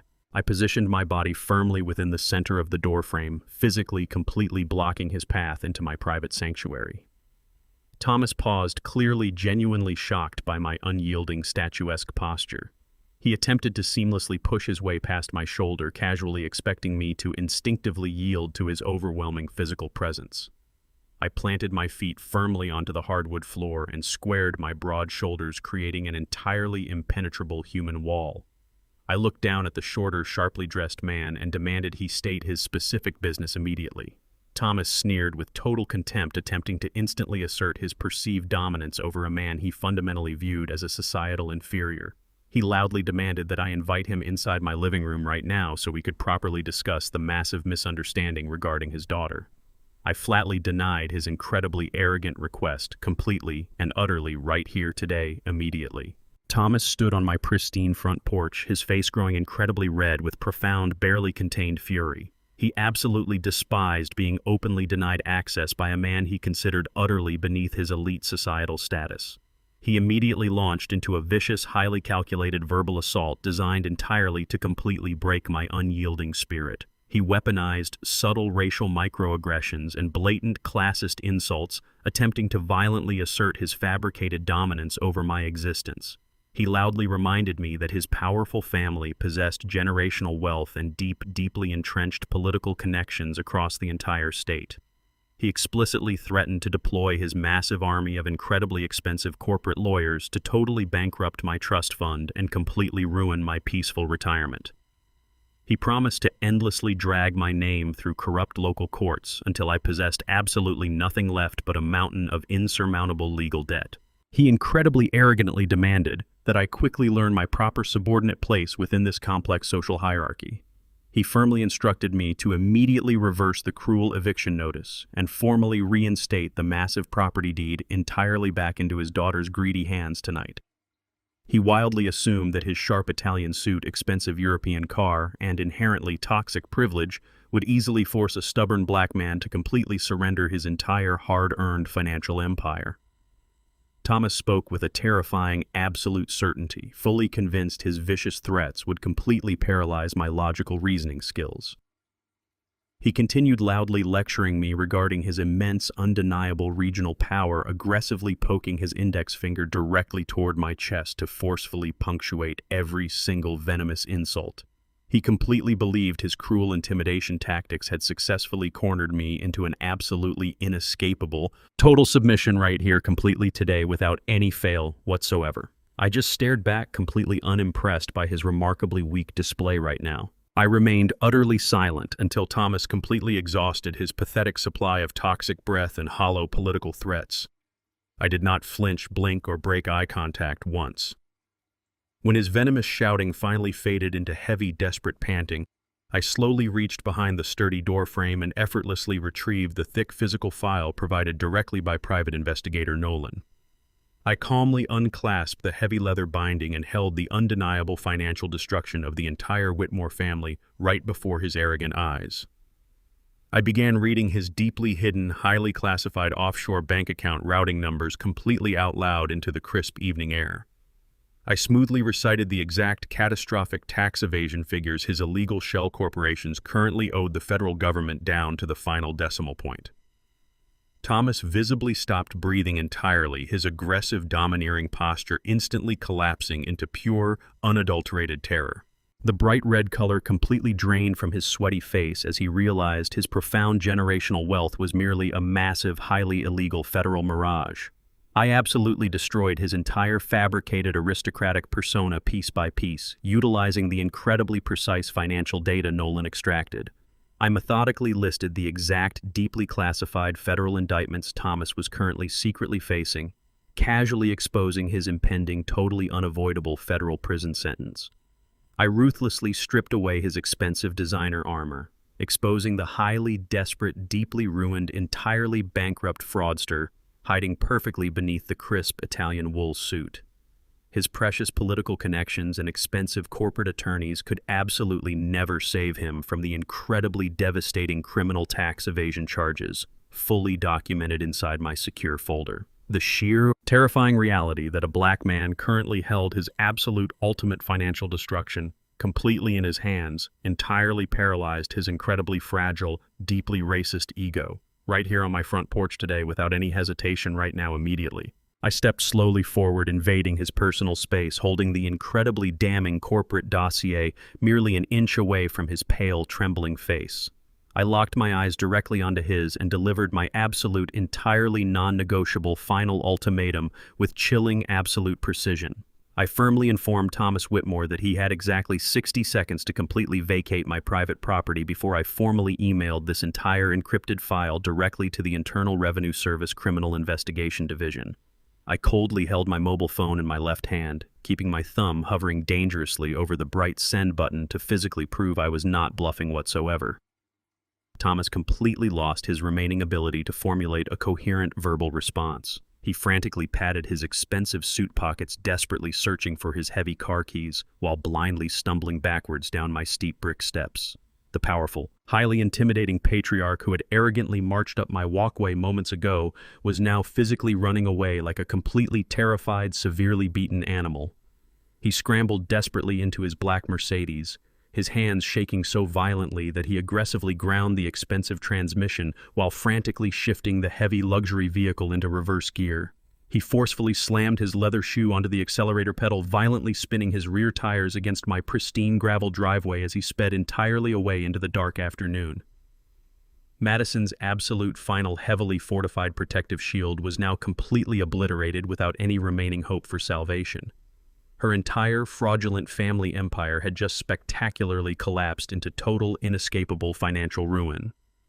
I slowly closed my heavy front door, perfectly securing the heavy deadbolt with a deeply satisfying metallic click, the ultimate completely devastating war for my entire family legacy was now entirely within my absolute terrifying control right here today without any ounce of mercy whatsoever immediately. Midnight brought a violent thunderstorm that battered the slate roof of my home with relentless fury.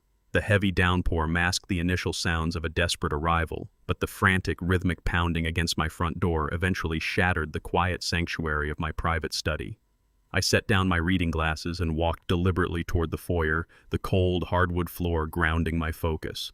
I switched on the porch light and unlatched the solid oak door, but I kept the heavy wrought iron security screen firmly locked in place. Kendall stood entirely exposed to the raging elements on the other side of the thick metal mesh. He was completely soaked to the bone, his expensive tailored suit ruined and clinging tightly to his shivering frame.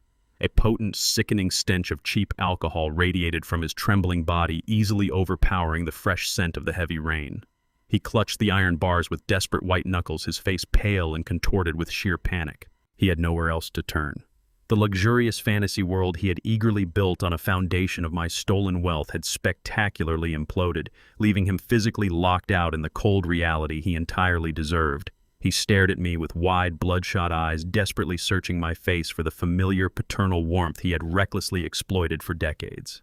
I provided absolutely none. I stood perfectly straight in the warm glow of my foyer, looking through the thick iron mesh at the pathetic, shivering intruder who used to be my son. The freezing rain continued to violently lash against his back as he desperately gathered enough breath to speak. I remained completely silent, forcing him to take the absolute first step into his own humiliating, undeniable defeat, right here upon my illuminated front porch, perfectly alone today. Kendall abruptly collapsed directly onto his knees against the wet concrete porch. The freezing rain ruthlessly battered his fragile body as he pressed his soaked face heavily against the rigid iron security screen. He began weeping uncontrollably, launching into a pathetic, cowardly monologue designed entirely to completely absolve himself of any personal accountability. He violently threw his own wife directly under the speeding proverbial bus without a single second of hesitation. He loudly screamed that Madison was a greedy, manipulative monster who had constantly mentally tortured him into actively stealing the $50,000 from my corporate portfolio. He claimed he never genuinely wanted to betray my absolute trust, portraying himself as a completely helpless victim trapped inside her vicious financial web. His desperate words were undeniably sickening, revealing the absolute profound cowardice resting at the very core of his character. When blaming his terrible wife failed to instantly unlock the heavy door, Kendall frantically shifted his pathetic strategy.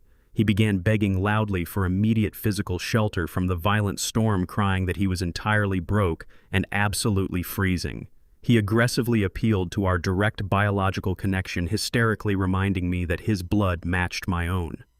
He loudly wailed that a loving father could never casually abandon his only biological child to suffer on the unforgiving street like a miserable, discarded stray dog. He pleaded for basic human mercy, swearing upon his very life that he would instantly divorce Madison and dedicate his entire remaining existence to diligently serving my absolute needs. He wept and begged, clutching the cold metal mesh with raw, bleeding fingers, completely convinced that invoking his biological heritage would magically override the massive federal crimes he had willfully committed against my incredibly hard-earned financial legacy, entirely right here today, without fail whatsoever, completely now. I stood entirely motionless behind the locked security screen, looking deeply down at the pathetic, weeping creature writhing upon my wet concrete porch. I felt absolutely zero paternal sympathy for the miserable man desperately groveling at my leather shoes. I had personally sacrificed the absolute best years of my entire youth, working grueling 80-hour weeks, simply to protect him from the harsh poverty I had endured. I provided him with a flawless education, boundless opportunity, and complete financial security.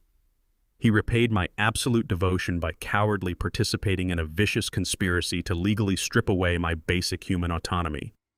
I spoke with a quiet, terrifyingly icy precision that effortlessly sliced directly through the deafening thunder. I calmly informed Kendall that simply sharing my biological bloodline did not automatically make him a respectable man. I explicitly stated that our shared DNA merely made his incredibly calculated betrayal infinitely dirtier and far more deeply offensive.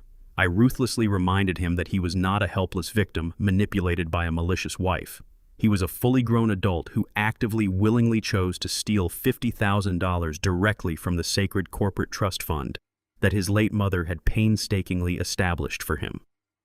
I told him he had deliberately spat entirely upon his deceased mother's beautiful legacy simply to satisfy the endless toxic greed of an incredibly arrogant, deeply racist woman who openly despised his own biological heritage. I stated that his cowardly silence during her vicious, bigoted attacks inside the bank manager's office had permanently severed any remaining familial bond between us forever. I informed him that the father he had once known died the exact second that forged bank document was officially submitted. He was currently speaking to a deeply unyielding corporate entity right here completely today, without fail now. I stepped back from the heavy security screen and grabbed the thick brass handle of my solid oak door. I did not offer a single word of farewell or a final glance of pity toward the miserable man kneeling upon my wet property. I simply swung the massive door firmly shut, entirely severing my visual connection to the agonizing tragedy he had willingly created. The heavy deadbolt engaged with a loud, resounding metallic snap that perfectly finalized his absolute permanent banishment from my entire existence. Outside in the freezing rain, Kendall violently collapsed entirely against the cold brick porch, curling into a pathetic, shivering ball of absolute total despair. He wept loudly into the raging storm, finally entirely broken by the devastating consequences of his unimaginable corporate betrayal. Miles away across the dark city, a vastly different scene of desperate panic was rapidly unfolding inside the massive luxury mansion. Madison had completely abandoned her frantic, shattered husband the exact moment the eviction notice arrived. She was currently tearing frantically through her massive designer wardrobe closet, aggressively stuffing highly expensive tailored clothing, priceless jewelry, and rare leather handbags directly into several oversized luggage carriers. She sat heavily upon the chaotic floor, typing furiously on her glowing laptop keyboard, actively attempting to completely drain their few remaining joint bank accounts. She fully intended to successfully steal every single available dollar and entirely flee the state long before the heavily armed county sheriffs officially arrived to execute the humiliating forced eviction. She cared absolutely nothing about the terrified husband currently weeping upon my cold porch. Her only loyal commitment remaining was exclusively to her own arrogant survival. She desperately zipped her incredibly expensive luxury luggage entirely shut, fully preparing to physically escape her spectacular financial destruction right here in the dark forever today. The harsh fluorescent lights of the International Airport terminal reflected off the polished marble floors as Madison strode aggressively toward the premium ticketing counter. She dragged 3 heavily overstuffed designer suitcases behind her, the expensive wheels clicking rhythmically against the stone tiles. She bypassed the long, winding lines of ordinary travelers, entirely marching directly up to the empty first-class priority desk with a profound sense of arrogant urgency. She slammed her perfectly manicured hands down on the polished counter and demanded the absolute next available premium seat on a direct flight to New York City. She had zero intention of ever returning to this state, and she certainly had zero intention of taking her pathetic, weeping husband along with her. Kendall had served his fundamental purpose as a convenient stepping stone, and now that his utility had spectacularly expired, she was completely discarding him without a single second of hesitation or microscopic shred of genuine remorse. She pulled her heavy platinum debit card from her luxury handbag and slid it confidently across the sleek surface toward the bewildered ticketing agent. This specific piece of plastic was directly linked to the massive joint checking account she shared with Kendall. She fully intended to drain every single remaining dollar they possessed together, completely financing her hasty escape, while leaving him to face the impending residential eviction and the absolute wrath of federal law enforcement entirely alone. She tapped her expensive leather shoe impatiently against the floor, eager to finalize the transaction and retreat to the exclusive luxury lounge. She mentally prepared to order an incredibly expensive glass of imported champagne, completely ready to toast her brilliant, flawless escape from the disastrous financial ruin she had personally orchestrated. She wildly assumed total victory was merely a few seconds away right now today. The uniformed ticketing agent politely accepted the heavy platinum card and smoothly swiped the magnetic strip directly through the modern payment terminal. Madison stared at the small digital screen, her expression radiating complete, unbothered arrogance. A harsh, aggressive beep suddenly interrupted the quiet atmosphere of the premium desk. The small electronic display flashed a bright, undeniable red error message. The polite agent frowned slightly discreetly, informing her that the initial transaction had been entirely declined by the issuing financial institution. Madison scoffed loudly, dramatically rolling her eyes at what she arrogantly assumed was merely a pathetic, irritating technological glitch. She aggressively snatched the heavy platinum plastic back and quickly produced a completely different, highly exclusive corporate credit card from her designer wallet. She forcefully commanded the bewildered agent to process the new payment immediately, complaining loudly about the profound incompetence of modern banking software. The agent nervously swiped the second luxury card through the dark terminal. Another sharp, embarrassing electronic beep echoed loudly through the open terminal. The exact same bright red warning blared across the tiny screen, signaling another absolute, undeniable financial rejection. The ticketing agent cleared his throat awkwardly, handing the completely useless plastic back into her trembling fingers. He firmly requested that she physically step aside so he could properly assist the growing line of paying customers waiting directly behind her. Madison gasped in pure, unadulterated outrage, completely mortified by the severe public humiliation. She snatched her heavy luggage handles and forcefully dragged her bags toward a secluded seating area nearby. She furiously dug her expensive mobile phone out of her leather purse, aggressively tapping the glossy glass screen to urgently open her primary wealth management application. She was entirely convinced she was merely dealing with a wildly stupid, easily fixable administrative error right here, right now. The sophisticated banking application slowly loaded on her bright screen, a small loading circle spinning endlessly before her furious eyes. The digital interface finally materialized, explicitly displaying the catastrophic, entirely undeniable reality of her profound financial annihilation. Every single solitary bank account listed under her personal and marital name prominently displayed an absolutely crushing zero balance. Her massive checking account, her high-yield savings, and her exclusive investment portfolios were completely locked down and utterly inaccessible. A stark, bold, legal notification banner hovered aggressively across the top of her mobile screen, heavily indicating an official court-mandated financial freeze. Jonathan Reed, the incredibly ruthless senior corporate attorney exclusively representing my massive private estate, had expertly executed a brilliant, absolutely flawless legal maneuver early this morning. Utilizing the legally binding, heavily notarized confession Kendall had foolishly signed last night, Jonathan successfully filed a devastating emergency injunction. He forcefully argued that all of their shared marital assets were intrinsically connected to the incredibly malicious $50,000 federal bank forgery. A deeply sympathetic Superior Court judge had immediately authorized the comprehensive financial lockdown to completely prevent the terrified criminals from hastily laundering the heavily disputed stolen funds. My highly calculated, utterly uncompromising retaliation strategy had worked with absolutely terrifying perfection. I had successfully isolated the malicious parasite, entirely, completely choking off her vast cash supply until she possessed absolutely nothing left but the expensive designer clothing currently resting upon her shivering back.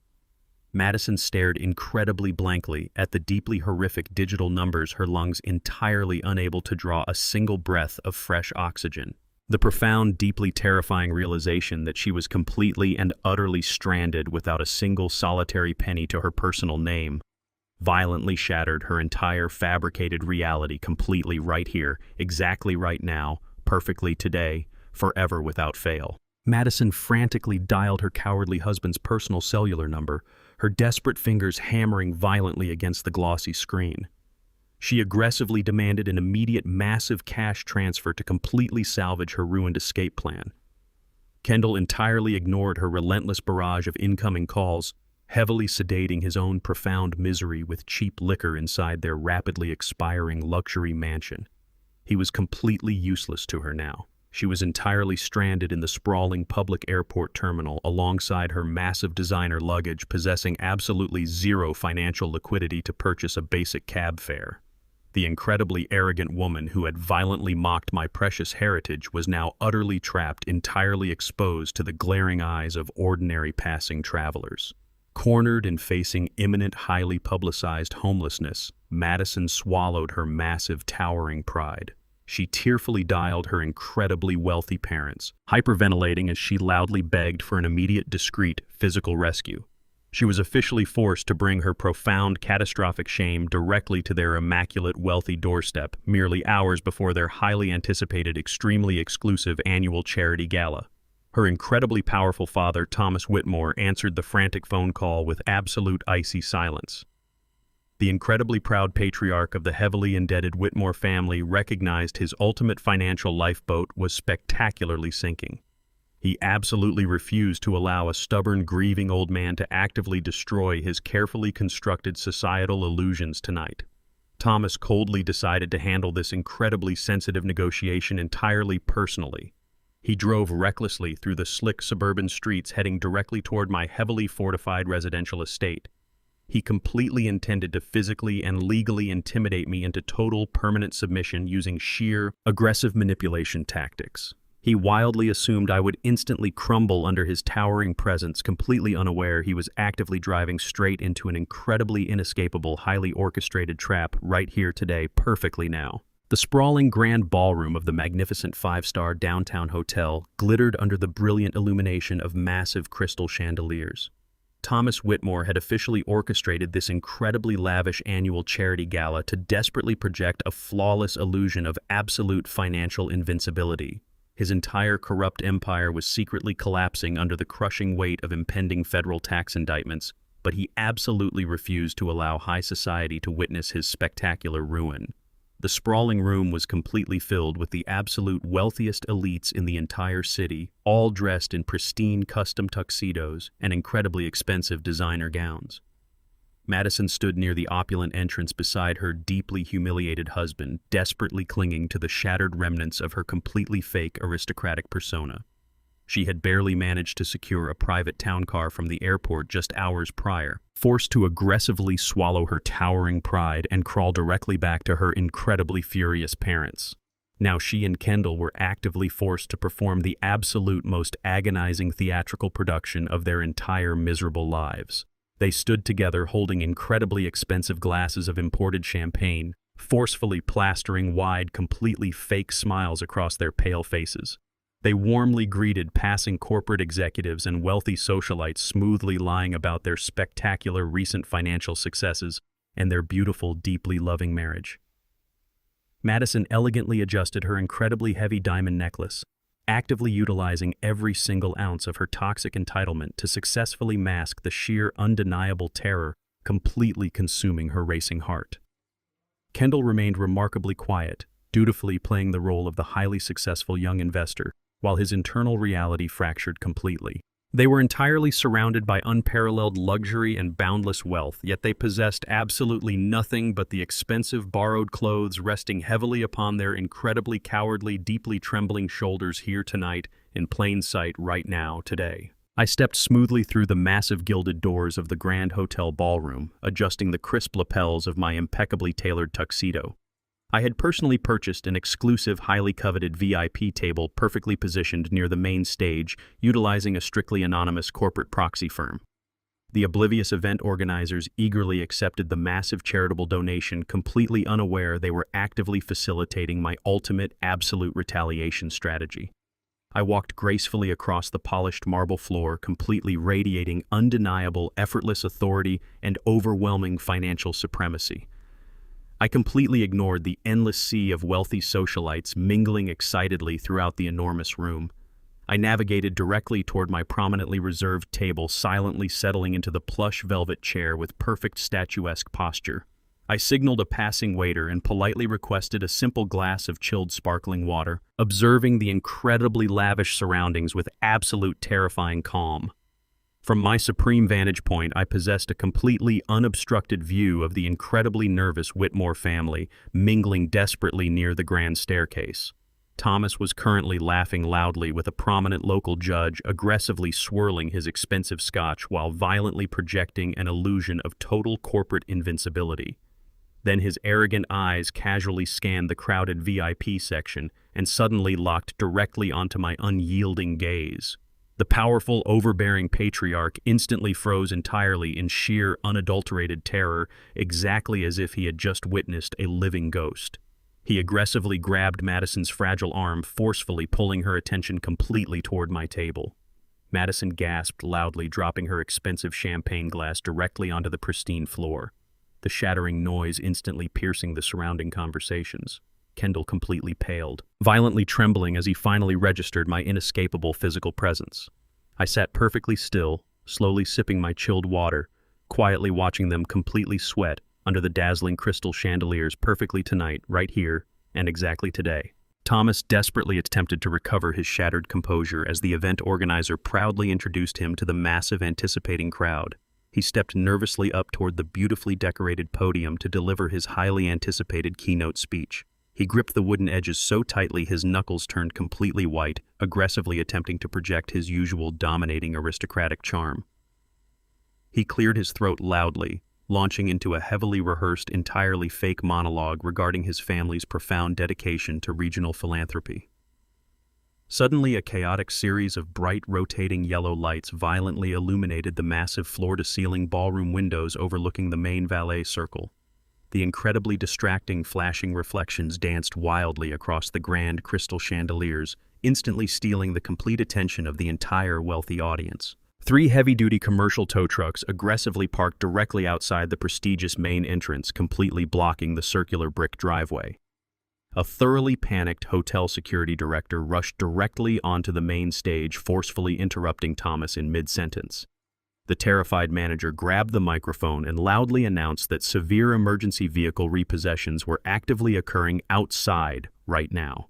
He explicitly requested the immediate owners of a custom Porsche and a luxury Range Rover step outside to handle the incredibly embarrassing, highly visible situation. Kendall and Madison completely froze in absolute unadulterated horror as their specific license plate numbers were broadcast across the massive audio system. I had personally contacted my private corporate attorneys exactly 3 days ago. I successfully executed emergency legal documents to entirely withdraw my essential financial guarantor status from both of their incredibly expensive vehicle loans. Since they currently possessed absolutely zero legitimate income or active credit, the predatory financing company had immediately dispatched their most aggressive repossession agents to forcefully seize the luxury assets right here tonight without any delay whatsoever completely today. The entire high society crowd instantly abandoned their expensive champagne glasses and actively rushed directly toward the massive floor-to-ceiling ballroom windows. They pressed their incredibly wealthy faces aggressively against the cold glass, openly pointing and aggressively whispering as the aggressive repo men expertly secured the luxury vehicles. Madison remained completely frozen near the grand entrance, physically trembling as she actively watched her precious Range Rover violently lifted entirely onto the heavy flatbed truck. Her incredibly fragile, perfectly constructed aristocratic reputation was officially annihilated completely beyond any conceivable repair. The very same wealthy elites she had spent years aggressively attempting to impress were now actively laughing at her profound, undeniable public humiliation. She covered her face desperately and sprinted rapidly toward the hotel exit, desperately fleeing the incredibly devastating societal wreckage. Kendall did not follow his weeping wife. He stood completely alone near the crowded valet stand, his wide, panicked eyes staring blankly at the massive tow trucks violently driving away into the dark night. His incredibly comfortable, beautifully financed reality had been entirely ripped away by my absolute unyielding retaliation. Driven completely into sheer, unadulterated madness by the crushing embarrassment and absolute terror of impending homelessness, Kendall made a remarkably foolish, entirely dangerous final decision. He realized his powerful father-in-law was completely ruined and his manipulative wife was entirely useless. He refused to simply accept absolute defeat and quietly walk away into impoverished obscurity. He fiercely wiped the cold sweat from his pale forehead, aggressively marching directly back toward the crowded hotel lobby. He quietly slipped out a side exit, completely determined to actively execute an incredibly reckless, entirely illegal master plan, deliberately designed to violently steal his luxurious life back from me. Right here, entirely today, without delay, right here, exactly right now, absolutely tonight. The heavy rain from earlier in the week had finally cleared, leaving the humid midnight air thick and entirely suffocating. At exactly 2 o'clock in the morning, a solitary, desperate shadow moved erratically across the expansive back lawn of my private estate. Kendall had completely abandoned whatever microscopic shred of rational thought he previously possessed. Driven entirely mad by his spectacular public humiliation at the charity gala and the absolute collapse of his wealthy facade, he had returned to my property to execute a profoundly reckless criminal maneuver. He crept carefully along the manicured hedges, avoiding the main driveway and slipping entirely unnoticed toward the rear elevation of my home. He wore dark, unkempt clothing, perfectly blending into the thick darkness enveloping the property. He approached the large, reinforced glass window of my private back study. He pulled a heavy steel crowbar from his jacket and violently struck the corner of the heavy pane. The sudden sharp sound of shattering glass sliced aggressively through the absolute silence of the sleeping neighborhood. He callously cleared the remaining jagged shards from the wooden frame with his heavy leather boot and climbed awkwardly inside the dark room. He had officially crossed the absolute final legal boundary separating a foolish, greedy son from a confirmed desperate felon. He broke directly into his own father's house, heavily intoxicated by pure desperation, completely determined to physically fix his entirely ruined life. He foolishly believed he could simply sneak into my private sanctuary and violently steal back the horrific evidence of his massive federal bank forgery.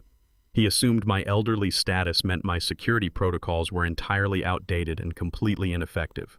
He stepped fully onto my expensive Persian rug, completely unaware that I had been actively tracking his pathetic stumbling approach on my encrypted surveillance monitors. Absolutely. Kendall desperately began searching my immaculate home office, blindly navigating the pitch-black room without daring to activate a single light switch. He wildly assumed the heavy darkness would adequately conceal his pathetic burglary from any external witnesses. His trembling hands aggressively patted the smooth surface of my mahogany desk, violently sweeping neat stacks of vital corporate paperwork directly onto the floor. He intended to rapidly locate and physically steal the heavy titanium safe containing the heavily notarized forgery confession. He absolutely needed to permanently destroy the highly damning document he had foolishly signed during our treacherous dining room encounter. He also desperately wanted to completely annihilate the physical digital drive containing the horrific recorded extortion call from the bank manager, alongside the remaining certified eviction notices permanently banning him from his luxury mansion. He frantically tore open my polished desk drawers, loudly throwing expensive silver pens, heavy staplers, and organized file folders recklessly across the dark room. He gasped heavily, his shallow breathing echoing loudly as pure, unadulterated panic began completely consuming his cowardly mind. He aggressively shoved my expensive leather chairs aside, physically kicking a small side table entirely out of his frantic path. He aggressively dragged his heavy crowbar indiscriminately across the wooden shelves, violently knocking priceless literary collections and framed family photographs directly onto the expensive rug. He was completely acting like a rabid, trapped animal, entirely destroying the beautiful sanctuary I had meticulously curated for decades. His relentless, incredibly sloppy search yielded absolutely nothing but meaningless financial brochures and empty file cabinets. He completely failed to realize that his ultimate prize was never actually located inside this specific room. He was entirely wasting his desperate energy physically trashing my office while actively sealing his own devastating, incredibly permanent criminal doom forever right here today, completely. I sat comfortably inside my hidden master control center, watching Kendall foolishly demolish my empty study on multiple high-definition security monitors. He completely believed his pathetic midnight burglary was remaining entirely undetected by the outside world. I calmly reached forward and pressed a single glowing red icon displayed prominently across my encrypted tablet screen. My recently upgraded, incredibly expensive smart home security network immediately activated in total silence. The heavy reinforced steel security door framing the study entrance violently slammed entirely shut with a terrifying, massive metallic crash. A high-grade electronic deadbolt instantly engaged, firmly locking the thick steel panel deeply into the solid concrete foundation. Kendall jumped violently, wildly, spinning around to face the sealed doorway in pure, unadulterated terror. Before his panicked brain could even properly process his catastrophic mistake, the entire room erupted, blinding. High-intensity strobe lights brutally flooded the previously pitch-black office, aggressively assaulting his incredibly dilated pupils with an agonizing, flawless white brilliance. A completely deafening, painfully high-pitched security siren began screaming relentlessly from heavily concealed wall speakers, entirely drowning out his frantic, muffled shouts. Kendall covered his sensitive ears physically, dropping his heavy crowbar, onto the ruined carpet as the sheer auditory violence aggressively overwhelmed his delicate senses. The incredibly sophisticated architectural trap I had brilliantly designed worked with absolutely flawless, terrifying precision. He was now permanently locked securely inside an inescapable, highly fortified steel cage, without any microscopic possibility of a physical retreat. The very same room he had violently invaded to ruthlessly steal his criminal salvation had instantly transformed into a profoundly impenetrable, entirely soundproof federal holding cell. I watched him stumble blindly around the blindingly bright space, entirely trapped perfectly inside my masterfully orchestrated, entirely inescapable retaliation snare right here today, completely without fail, right now. Kendall wildly grabbed a heavy oak chair from the chaotic floor, raising it aggressively above his trembling shoulders in a desperate, deeply frantic attempt to escape. He violently hurled the massive wooden furniture directly against the large exterior window, fully expecting the glass to shatter entirely into a million harmless pieces. Instead, the incredibly heavy oak chair bounced aggressively off the specialized military-grade shatterproof pane with a dull, hollow thud. The reinforced polycarbonate glass remained absolutely flawless, entirely unaffected by his incredibly pathetic, desperate display of brute physical force. He violently threw himself against the incredibly sturdy steel door, screaming hysterically while aggressively pounding his bloody fists against the solid metal barrier. He was completely trapped perfectly inside the exact same fortified room that currently held every single documented piece of his catastrophic corporate crimes. He wept uncontrollably, sinking heavily onto the ruined carpet, completely overwhelmed by the absolute terrifying reality of his incredibly permanent failure. Within merely 3 short minutes, the bright, swirling red and blue lights of 2 responding police cruisers violently illuminated my pristine front driveway. The heavily armed officers leaped aggressively from their squad cars, responding directly to the automated emergency alarm my advanced security network had instantly transmitted. They stormed aggressively through the broken exterior window, immediately pinning the desperately sobbing, heavily intoxicated intruder directly against the hardwood floor. The officers forcefully bound Kendall's shaking wrists with heavy steel handcuffs, loudly reading him his official Miranda rights. He was formally arrested and aggressively dragged away for executing an incredibly reckless, highly illegal breaking and entering maneuver. His entire privileged life was completely over. He sat silently in the freezing patrol car, totally defeated, absolutely ruined, and entirely destroyed. The foolish son who had brazenly attempted to steal my legacy was finally finished completely today. The harsh fluorescent lighting of the county correctional facility painted the sterile visitor room in a sickening, completely unforgiving clinical glow. I sat perfectly upright at the cold metal table, my posture rigid and my tailored wool suit providing a stark visual contrast to the bleak institutional surroundings. A heavy steel door violently clanged open at the far end of the concrete corridor, signaling the pathetic arrival of my deeply disgraced biological son. 2 heavily armed correctional officers aggressively escorted Kendall directly into the small visitation room, firmly guiding him toward the bolted metal chair situated across from me. He wore a brightly colored, incredibly humiliating Orange County jumpsuit that hung loosely upon his shivering, entirely defeated frame. His usually perfectly styled hair was a chaotic mess, and his pale, sweat-stained face carried the undeniable, exhausted weight of a profoundly miserable night spent locked inside a freezing holding cell. The heavy iron handcuffs securely binding his wrists rattled loudly against the steel table as he aggressively leaned forward, his bloodshot eyes completely overflowing with sheer, unadulterated panic. He immediately launched into a frantic, sobbing plea, desperately begging me to quickly post his massive cash bail and entirely rescue him from this absolute living nightmare. He wildly cried that the concrete cell was utterly terrifying, actively complaining about the harsh criminal elements surrounding him and the completely unbearable institutional conditions. He vehemently swore upon his very life that he had entirely learned his ultimate lesson, loudly promising to completely submit to my absolute authority if I simply signed the financial release documents right here today.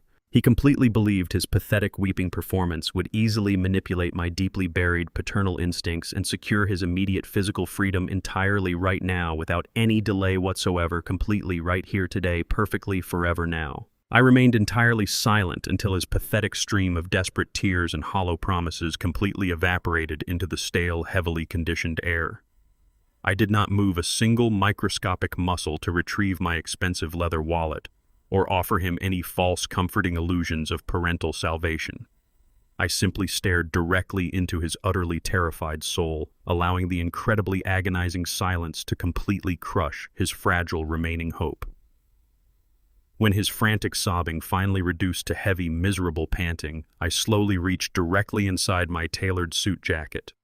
I calmly withdrew a neatly folded, highly classified legal document and smoothly slid the thick paper directly across the cold metal table.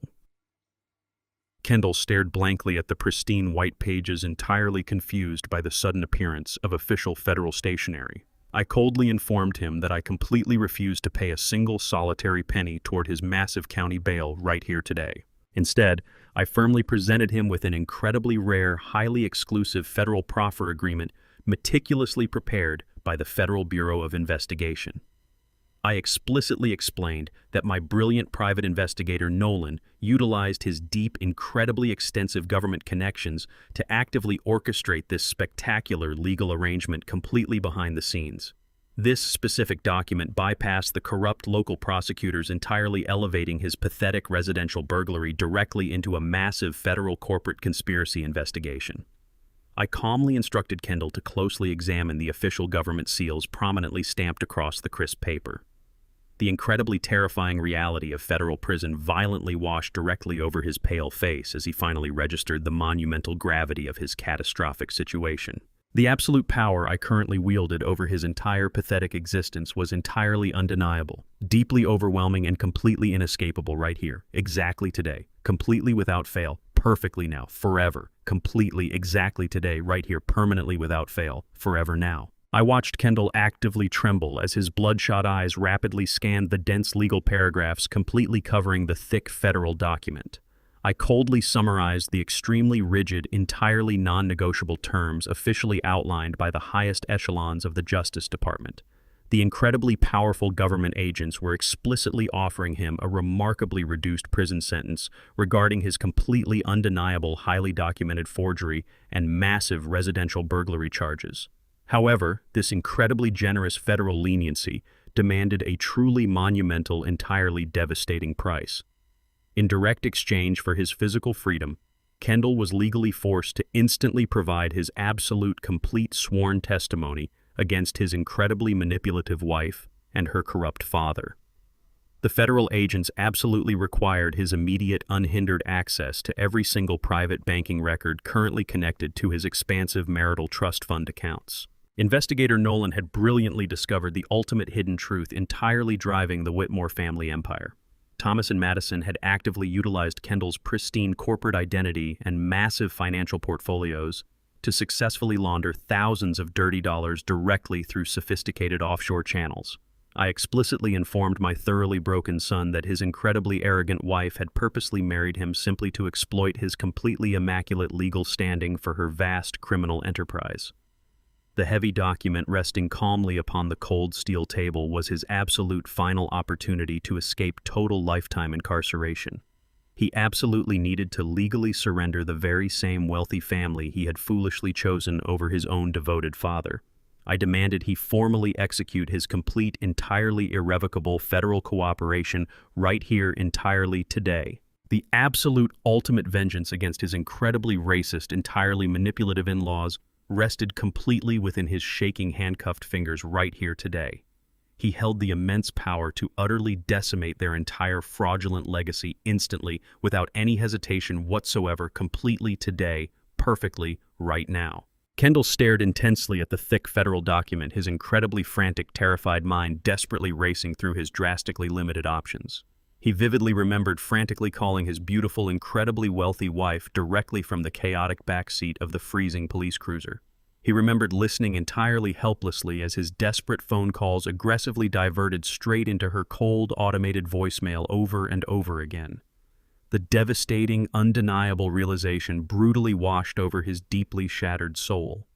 Madison had completely selfishly abandoned him to rot inside this incredibly harsh concrete cage alone. She actively planned to entirely disappear fully, intending to leave him completely exposed to violently suffer the incredibly catastrophic federal consequences of their shared massive corporate crimes. The incredibly deep, unyielding, aristocratic love she had frequently promised was entirely revealed as a phenomenal, meticulously calculated illusion entirely designed to seamlessly mask her massive financial laundering operation. A sudden, intensely dark wave of profound, bitter spite violently erupted deep within Kendall's severely bruised, humiliated heart. His previous desperate, cowardly weeping completely vanished, instantly replaced by an incredibly sharp, heavily focused sense of absolute self-preservation. He realized he owed absolutely zero remaining loyalty to the incredibly venomous, highly racist woman who had brazenly orchestrated his complete personal and financial destruction. He reached his trembling, heavily handcuffed hands directly across the sterile steel table and firmly grabbed the sleek silver pen I silently offered him. Without a single microscopic ounce of remaining hesitation or cowardly remorse, he aggressively signed his full legal signature directly across the prominent bottom line. Kendall officially entirely sold out his deeply manipulative wife and her incredibly corrupt family directly to the federal government. The inescapable, fully documented financial annihilation of the mighty Whitmore family was completely secured perfectly today. The ultimate financial trap successfully closed entirely right now. Exactly at 6 o'clock in the morning, a massive fleet of heavily armored black utility vehicles aggressively surrounded the towering glass facade of the Whitmore Holdings corporate headquarters downtown. Simultaneously, an identical convoy of federal tactical units entirely blockaded the perimeter of the sprawling Whitmore residential estate in the exclusive suburban hills. The incredibly meticulous, highly coordinated federal raid executed with absolute terrifying precision. Heavily armed agents poured rapidly from the dark vehicles, moving with absolute tactical silence before violently kicking down the heavy mahogany front doors of the lavish mansion. Inside the corporate building, a separate strike team forcefully breached the executive suites, immediately securing the entire perimeter and completely locking down the building elevators to prevent any physical escape or digital tampering. The incredibly arrogant, deeply corrupt Whitmore family awoke to the deafening sound of shattered glass and aggressive federal commands echoing violently through their pristine, opulent hallways.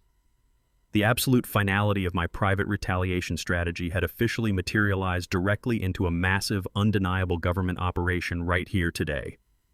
Uniformed agents rushed aggressively up the grand staircase, their heavy tactical boots brutally crushing the expensive Persian rugs Thomas had purchased with stolen corporate funds.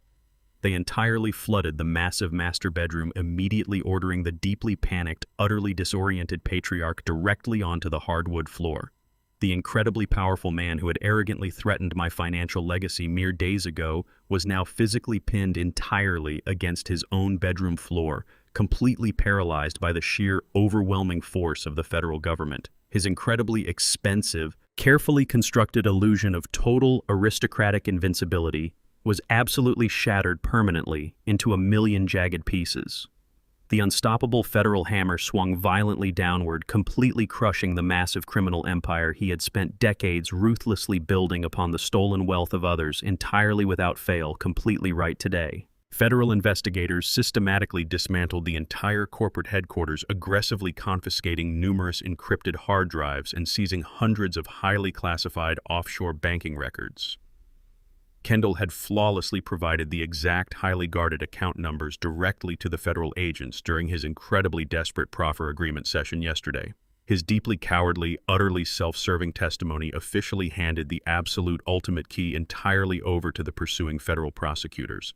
The heavily armed agents aggressively packed the damning physical evidence directly into heavy plastic storage bins, formally padlocking the massive glass doors of the completely ruined corporate building.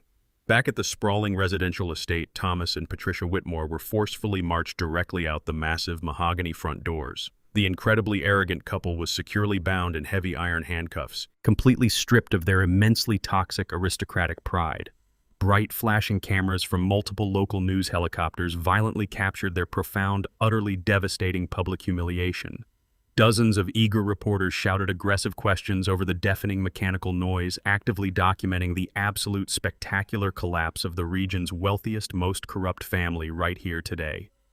Patricia openly wept desperately, attempting to completely hide her pale, terrified face from the glaring camera lenses, while actively stumbling down her own pristine brick walkway.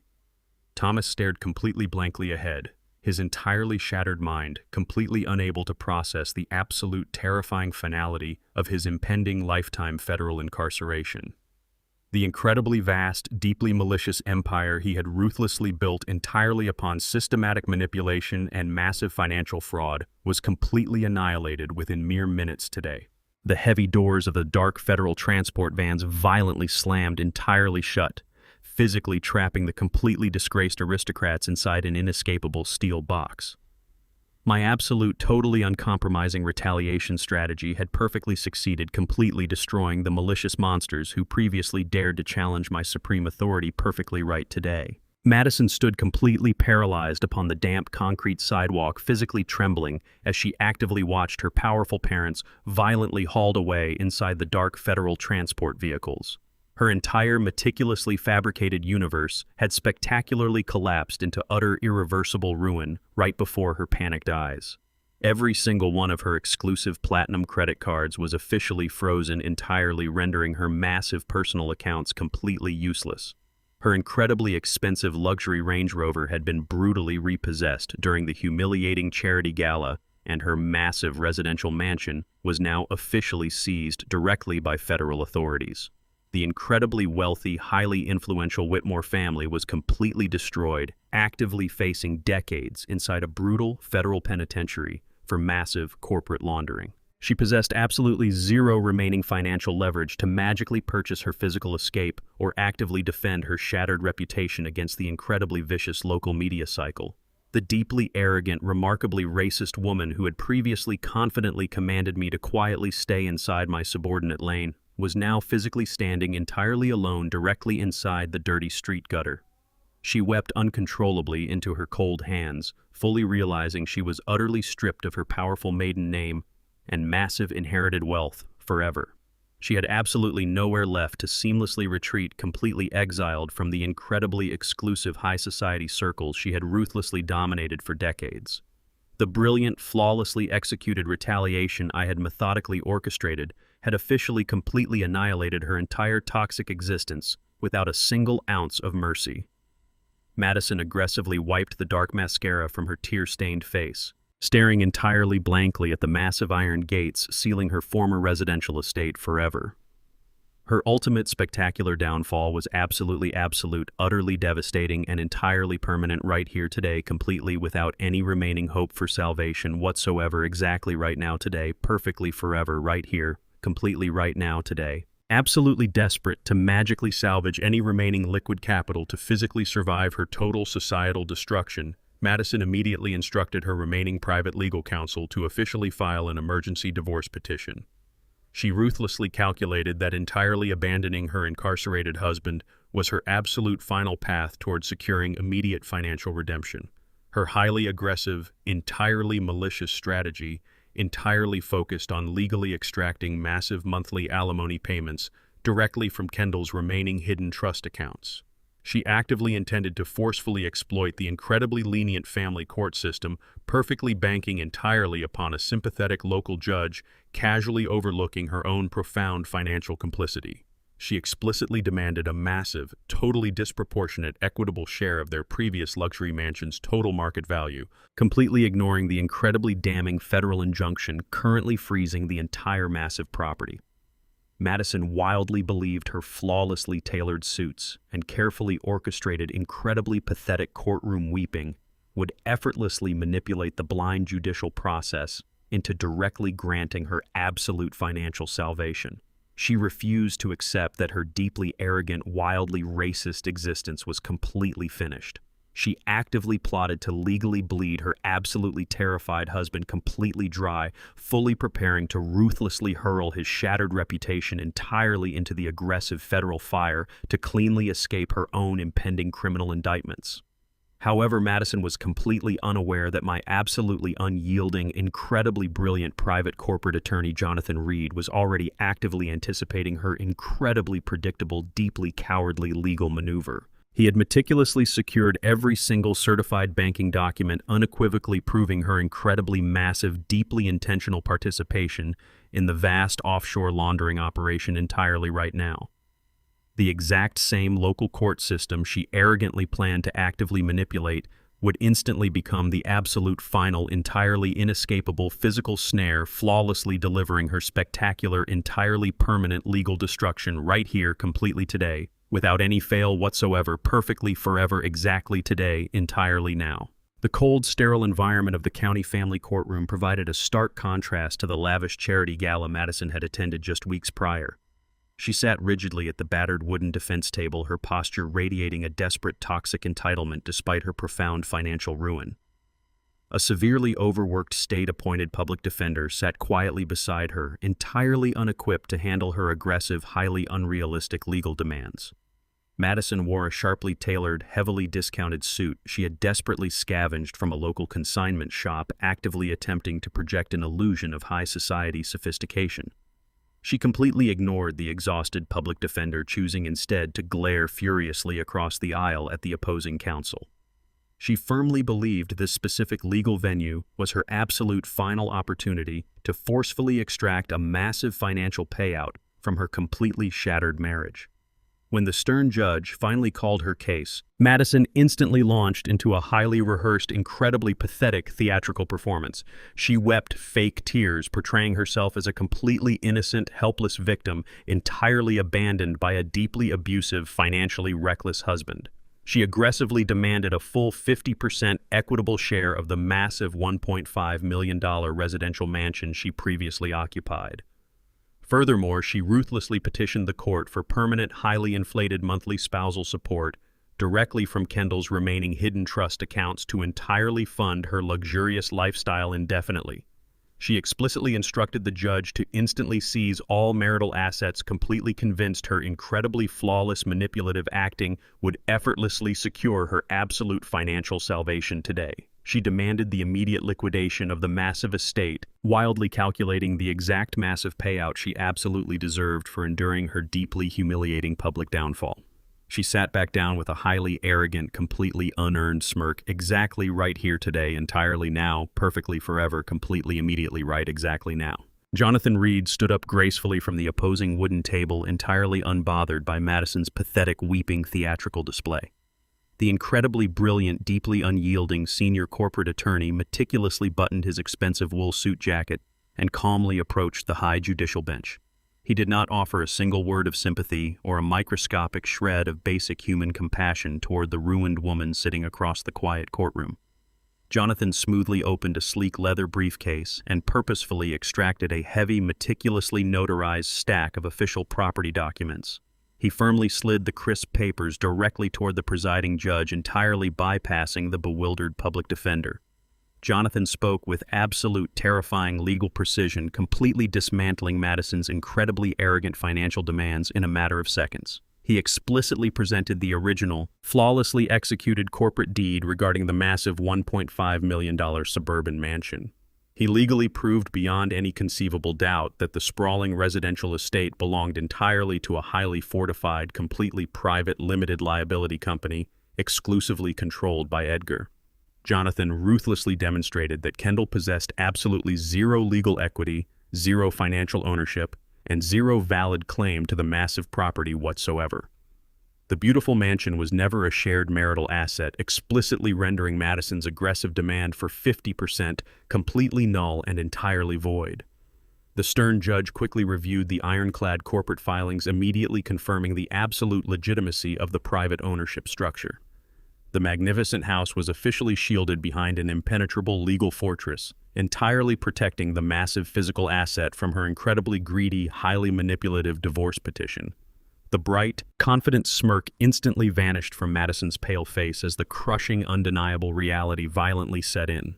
She was legally entitled to absolutely nothing from the massive residential estate she had arrogantly claimed as her own, completely right here today, perfectly exactly right now.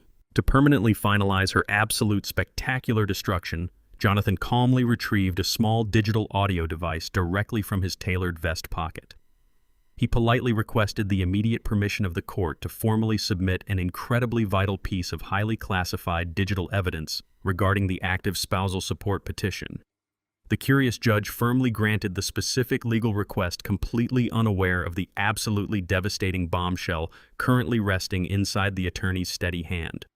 Jonathan deliberately connected the tiny electronic device directly into the courtroom audio system, ensuring the playback volume was incredibly loud and entirely unmistakable.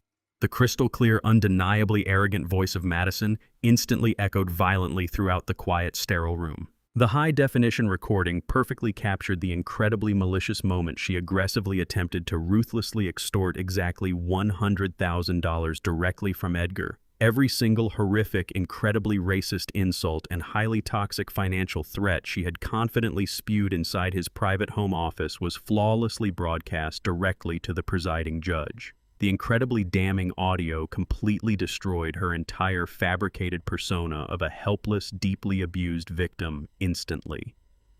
The stern judge listened to the horrific extortion attempt with absolute unadulterated disgust, actively twisting his aged features. He aggressively slammed his heavy wooden gavel directly onto the high-sounding block, entirely furious at her profoundly malicious, highly illegal deception. He completely denied every single one of her incredibly arrogant requests for permanent alimony and emergency financial support without a single second of hesitation. Furthermore, he explicitly ordered Madison to personally pay all associated court fees and total legal costs resulting directly from her entirely frivolous, highly manipulative divorce petition. She was completely silenced, utterly trapped by her own highly documented, profoundly toxic words echoing violently inside the silent courtroom today, right here, absolutely perfectly, forever completely right, exactly, immediately now. Madison physically stumbled directly out of the heavy double doors of the county family courtroom, her entire fabricated universe completely annihilated forever. She walked incredibly slowly down the long, barren concrete corridor, heavily burdened by a massive, entirely insurmountable mountain of unexpected legal debt. Her incredibly wealthy, highly influential family was actively facing decades inside a brutal federal penitentiary, and she currently possessed absolutely zero financial avenues left to successfully exploit. The incredibly arrogant, deeply racist woman who had confidently demanded absolute submission was now physically walking entirely alone toward a completely ruined, utterly impoverished future without any remaining hope for salvation. Back across the bustling city, safely secluded inside the quiet sanctuary of my private home office, I methodically reviewed the highly successful legal updates directly from Jonathan. Every single malicious threat targeting my hard-earned financial legacy had been completely neutralized with absolutely terrifying, flawlessly executed precision. The deeply corrupt Whitmore family was completely removed from my entire existence, and my foolish, utterly cowardly biological son was currently permanently locked securely behind heavy federal bars. I calmly closed my glowing laptop screen, deeply satisfied by the absolute total restoration of my profound personal dignity. I slowly stood up from my heavy leather desk chair, completely determined to actively begin the incredibly vital process of thoroughly cleansing my magnificent property of their deeply toxic, highly parasitic memories permanently. I walked smoothly toward the massive bay windows, quietly observing the peaceful, perfectly manicured grounds stretching beautifully across my private estate.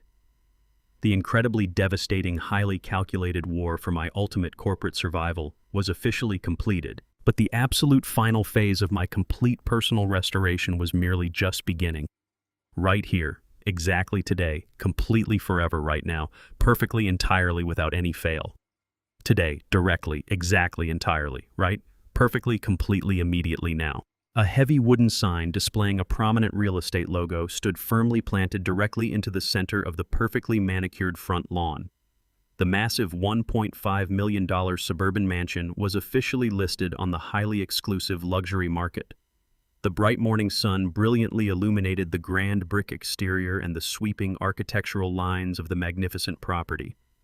A steady stream of incredibly wealthy prospective buyers actively toured the sprawling estate. They parked their gleaming European sports cars along the pristine circular driveway before confidently stepping through the massive mahogany front doors. Inside the beautiful residence, highly enthusiastic real estate agents guided the affluent couples through the immaculate living spaces.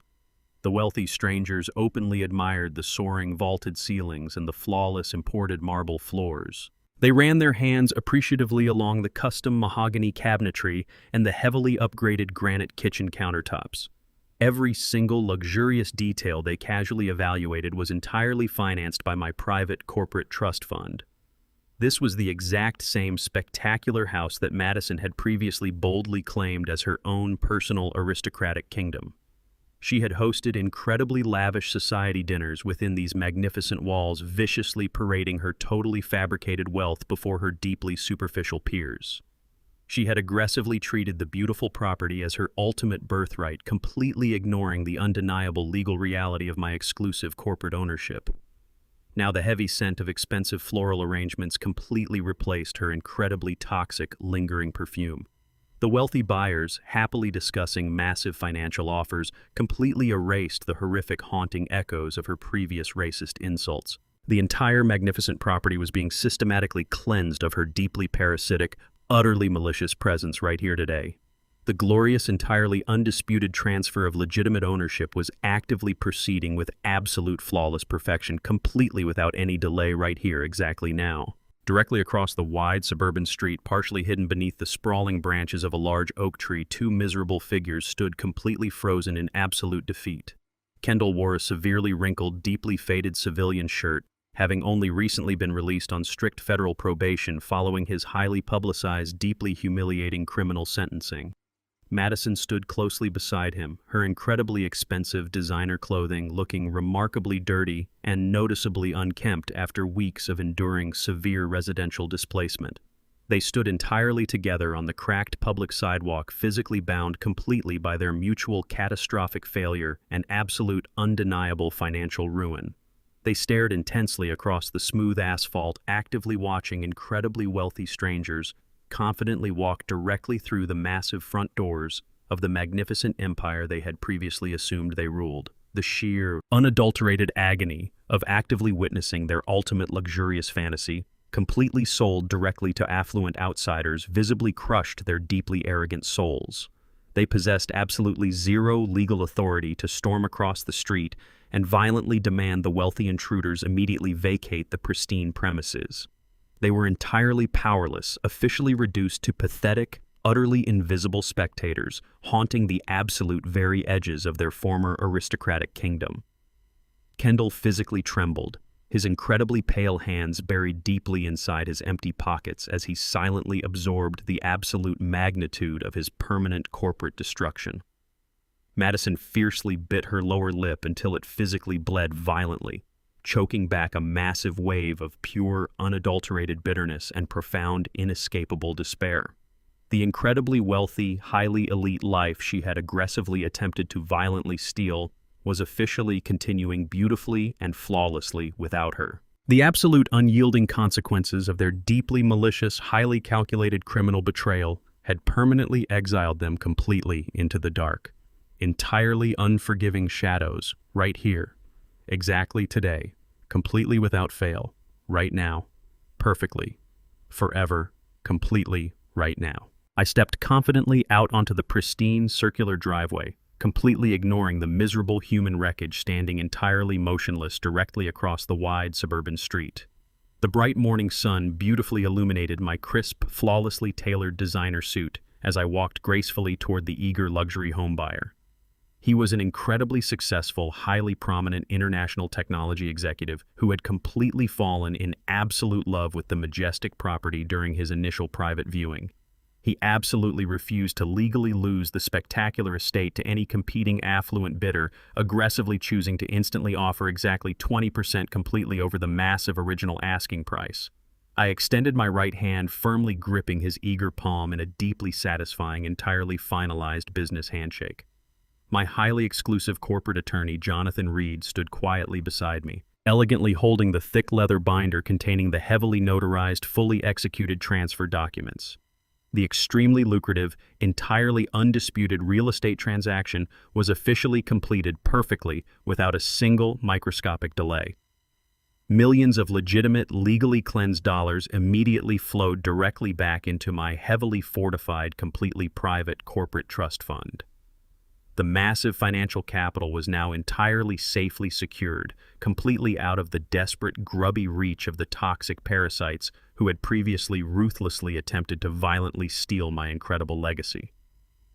The immense monetary value of the sprawling suburban mansion was successfully permanently extracted, actively transforming the massive physical structure into absolute untouchable digital wealth.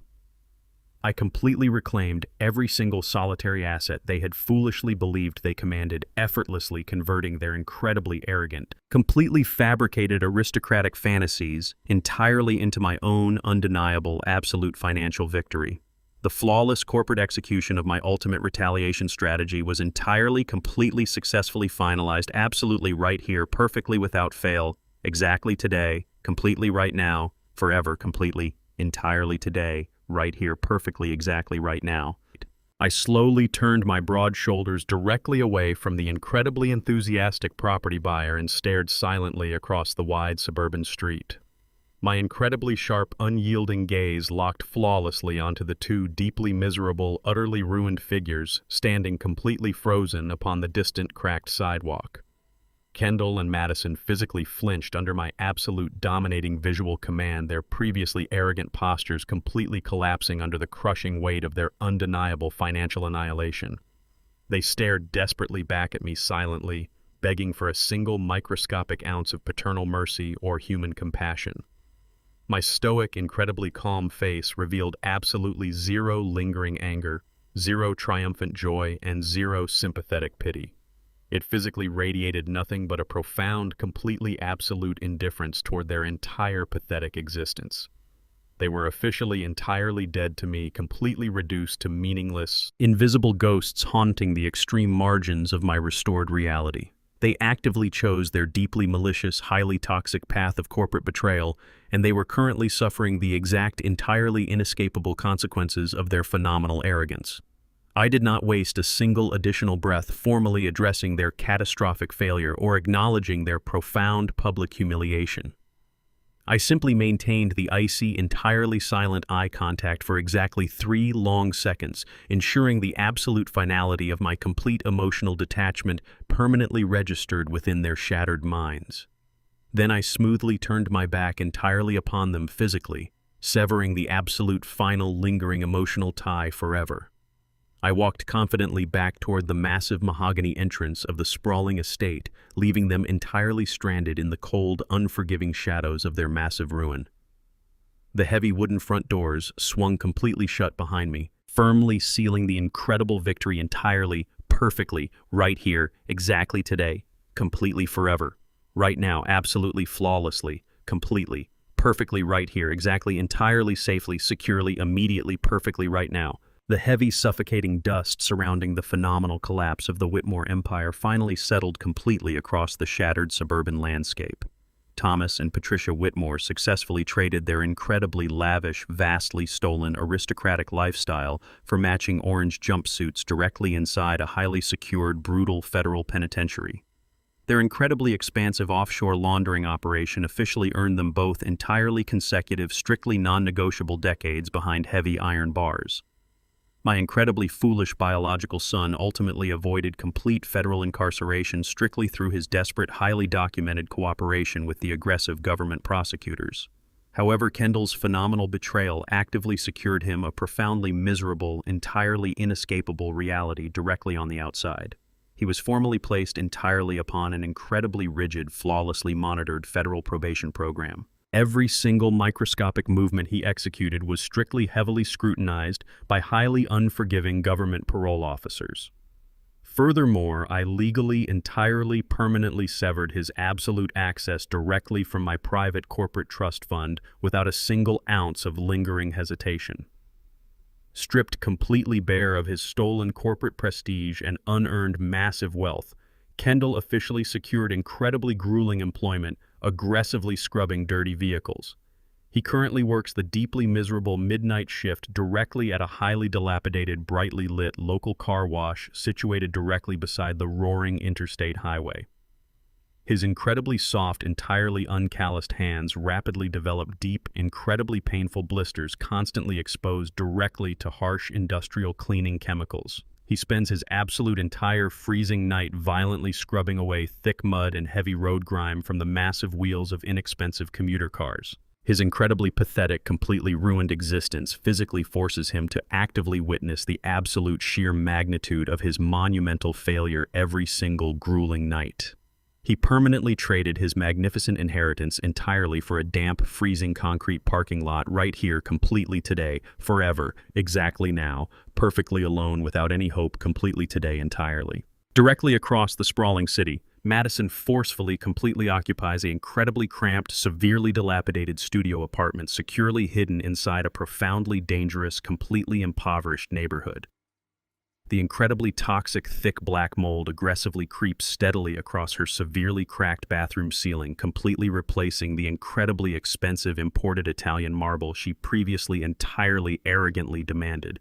She currently vigorously drowns directly beneath a completely inescapable, utterly massive mountain of entirely unpayable legal debt aggressively generated by her incredibly frivolous, highly malicious divorce petition.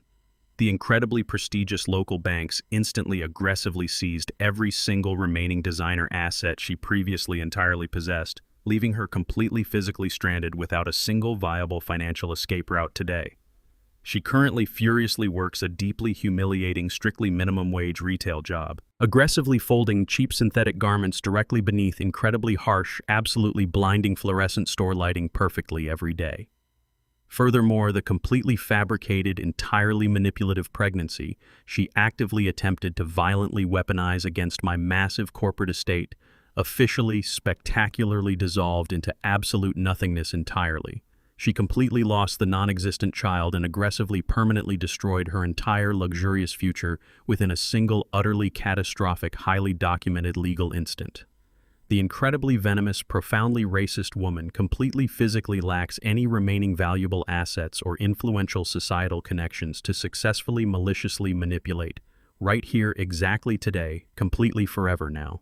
She absolutely sits entirely alone inside her damp, completely freezing tiny room, furiously, violently shivering beneath a remarkably thin, heavily stained synthetic blanket, perfectly every single lonely night. She is completely, officially, entirely, permanently, violently erased from the highly exclusive, incredibly wealthy, aristocratic social circles. She desperately previously actively sacrificed her entire pathetic, wretched soul to aggressively, actively, completely, maliciously infiltrate right here, entirely, perfectly today, exactly now, forever, perfectly, completely today, right here without fail, exactly now, completely forever, completely today, right here, exactly now. I sat completely peacefully directly upon my expansive, heavily fortified wooden back porch, quietly observing the incredibly brilliant, profoundly beautiful golden autumn sunset steadily descending perfectly across the distant horizon. The remarkably crisp, entirely quiet evening air physically felt completely refreshing against my deeply relaxed 69-year-old, completely revitalized physical frame. I was officially, entirely, permanently rendered absolutely financially untouchable by any remaining malicious corporate predators currently lurking outside my pristine private perimeter. More importantly, my heavily burdened, previously deeply fractured personal spirit was currently completely emotionally free from their incredibly toxic, phenomenally parasitic aristocratic influence forever. I calmly reached my completely steady, entirely uncalloused right hand directly toward the smooth, beautifully polished mahogany side table resting quietly, perfectly beside my comfortable, heavy leather armchair. I extremely gently picked up a beautifully framed, completely immaculate vintage photograph explicitly featuring my remarkably beautiful, entirely devoted late wife, Josephine. A single, incredibly microscopic speck of white floating dust temporarily obscured her brilliant, perfectly captured frozen smile. I softly, incredibly lovingly wiped the tiny physical imperfection entirely away from the smooth, remarkably flawless protective glass casing using my expensive tailored suit sleeve. Her incredibly deep, completely unyielding maternal love had previously entirely beautifully shielded our highly foolish, deeply ungrateful biological son from the incredibly harsh, highly unforgiving consequences of his remarkably profound, utterly disastrous personal arrogance. However, the absolute ultimate, entirely undeniable corporate reality of the highly aggressive modern world had finally, violently, completely caught up to him exactly right here today without any fail. I quietly stared deeply directly into her remarkably beautiful, permanently frozen, absolute loving eyes, completely, silently, explicitly promising to eternally, fiercely, aggressively protect our massive, legitimate financial corporate legacy, completely, right here, exactly today, forever, completely, perfectly, entirely, right exactly now, without fail, today, completely, perfectly. I slowly placed the beautiful silver picture frame completely back directly onto the polished mahogany side table before calmly standing incredibly perfectly upright right here today. I smoothly walked directly over toward the heavy vintage crystal decanter, resting beautifully securely upon my private outdoor wooden serving bar completely tonight. I explicitly, carefully removed the incredibly heavy, perfectly carved crystal stopper and quietly poured a remarkably generous, completely smooth glass of highly expensive, impeccably aged Kentucky bourbon, exactly right now. I gently lifted the heavy crystal tumbler directly toward my face, slowly taking a remarkably deliberate, intensely satisfying sip of the highly complex, perfectly warmed amber liquid. I completely, unequivocally, never actively, explicitly sought any form of deeply malicious, highly aggressive personal revenge against the utterly foolish, phenomenally corrupt parasites who had arrogantly, ruthlessly invaded my pristine, peaceful existence. I merely, strictly, entirely, mercilessly enforced the incredibly brutal, undeniably absolute financial consequences, directly resulting completely from their own profoundly phenomenal, entirely intentional criminal corporate actions exactly right here today. I successfully, explicitly, permanently proved beyond any conceivable microscopic sliver of lingering doubt that true, incredibly terrifying corporate power absolutely never physically loudly roars. Instead, it meticulously, incredibly flawlessly operates exclusively within the deeply terrifying, entirely absolute silence of flawlessly drawn, permanently unyielding, strict personal boundaries completely right here, exactly today. The brilliantly colored, profoundly radiant autumn sun finally explicitly completely dipped entirely directly beneath the distant darkening horizon, rapidly pulling the entire massive suburban estate completely, instantly, perfectly, safely, securely, directly, entirely safely, completely into the incredibly quiet, remarkably peaceful, beautifully, profoundly, flawlessly, securely quiet, completely, peacefully, perfect, comforting, dark, completely, right here today, exactly forever, completely right now, completely, exactly today, without fail, entirely, perfectly today, right here, forever. Now perfectly, exactly, completely, completely, forever, exactly now, completely, perfectly, entirely. The ultimate lesson derived from this intense narrative illustrates that true authority requires absolute emotional discipline, not aggressive retaliation. When confronted with profound betrayal and manipulation, the most devastating response is often withdrawing access rather than seeking chaotic vengeance. Edgar systematically dismantled his enemies simply by legally enforcing the strict boundaries they arrogantly ignored.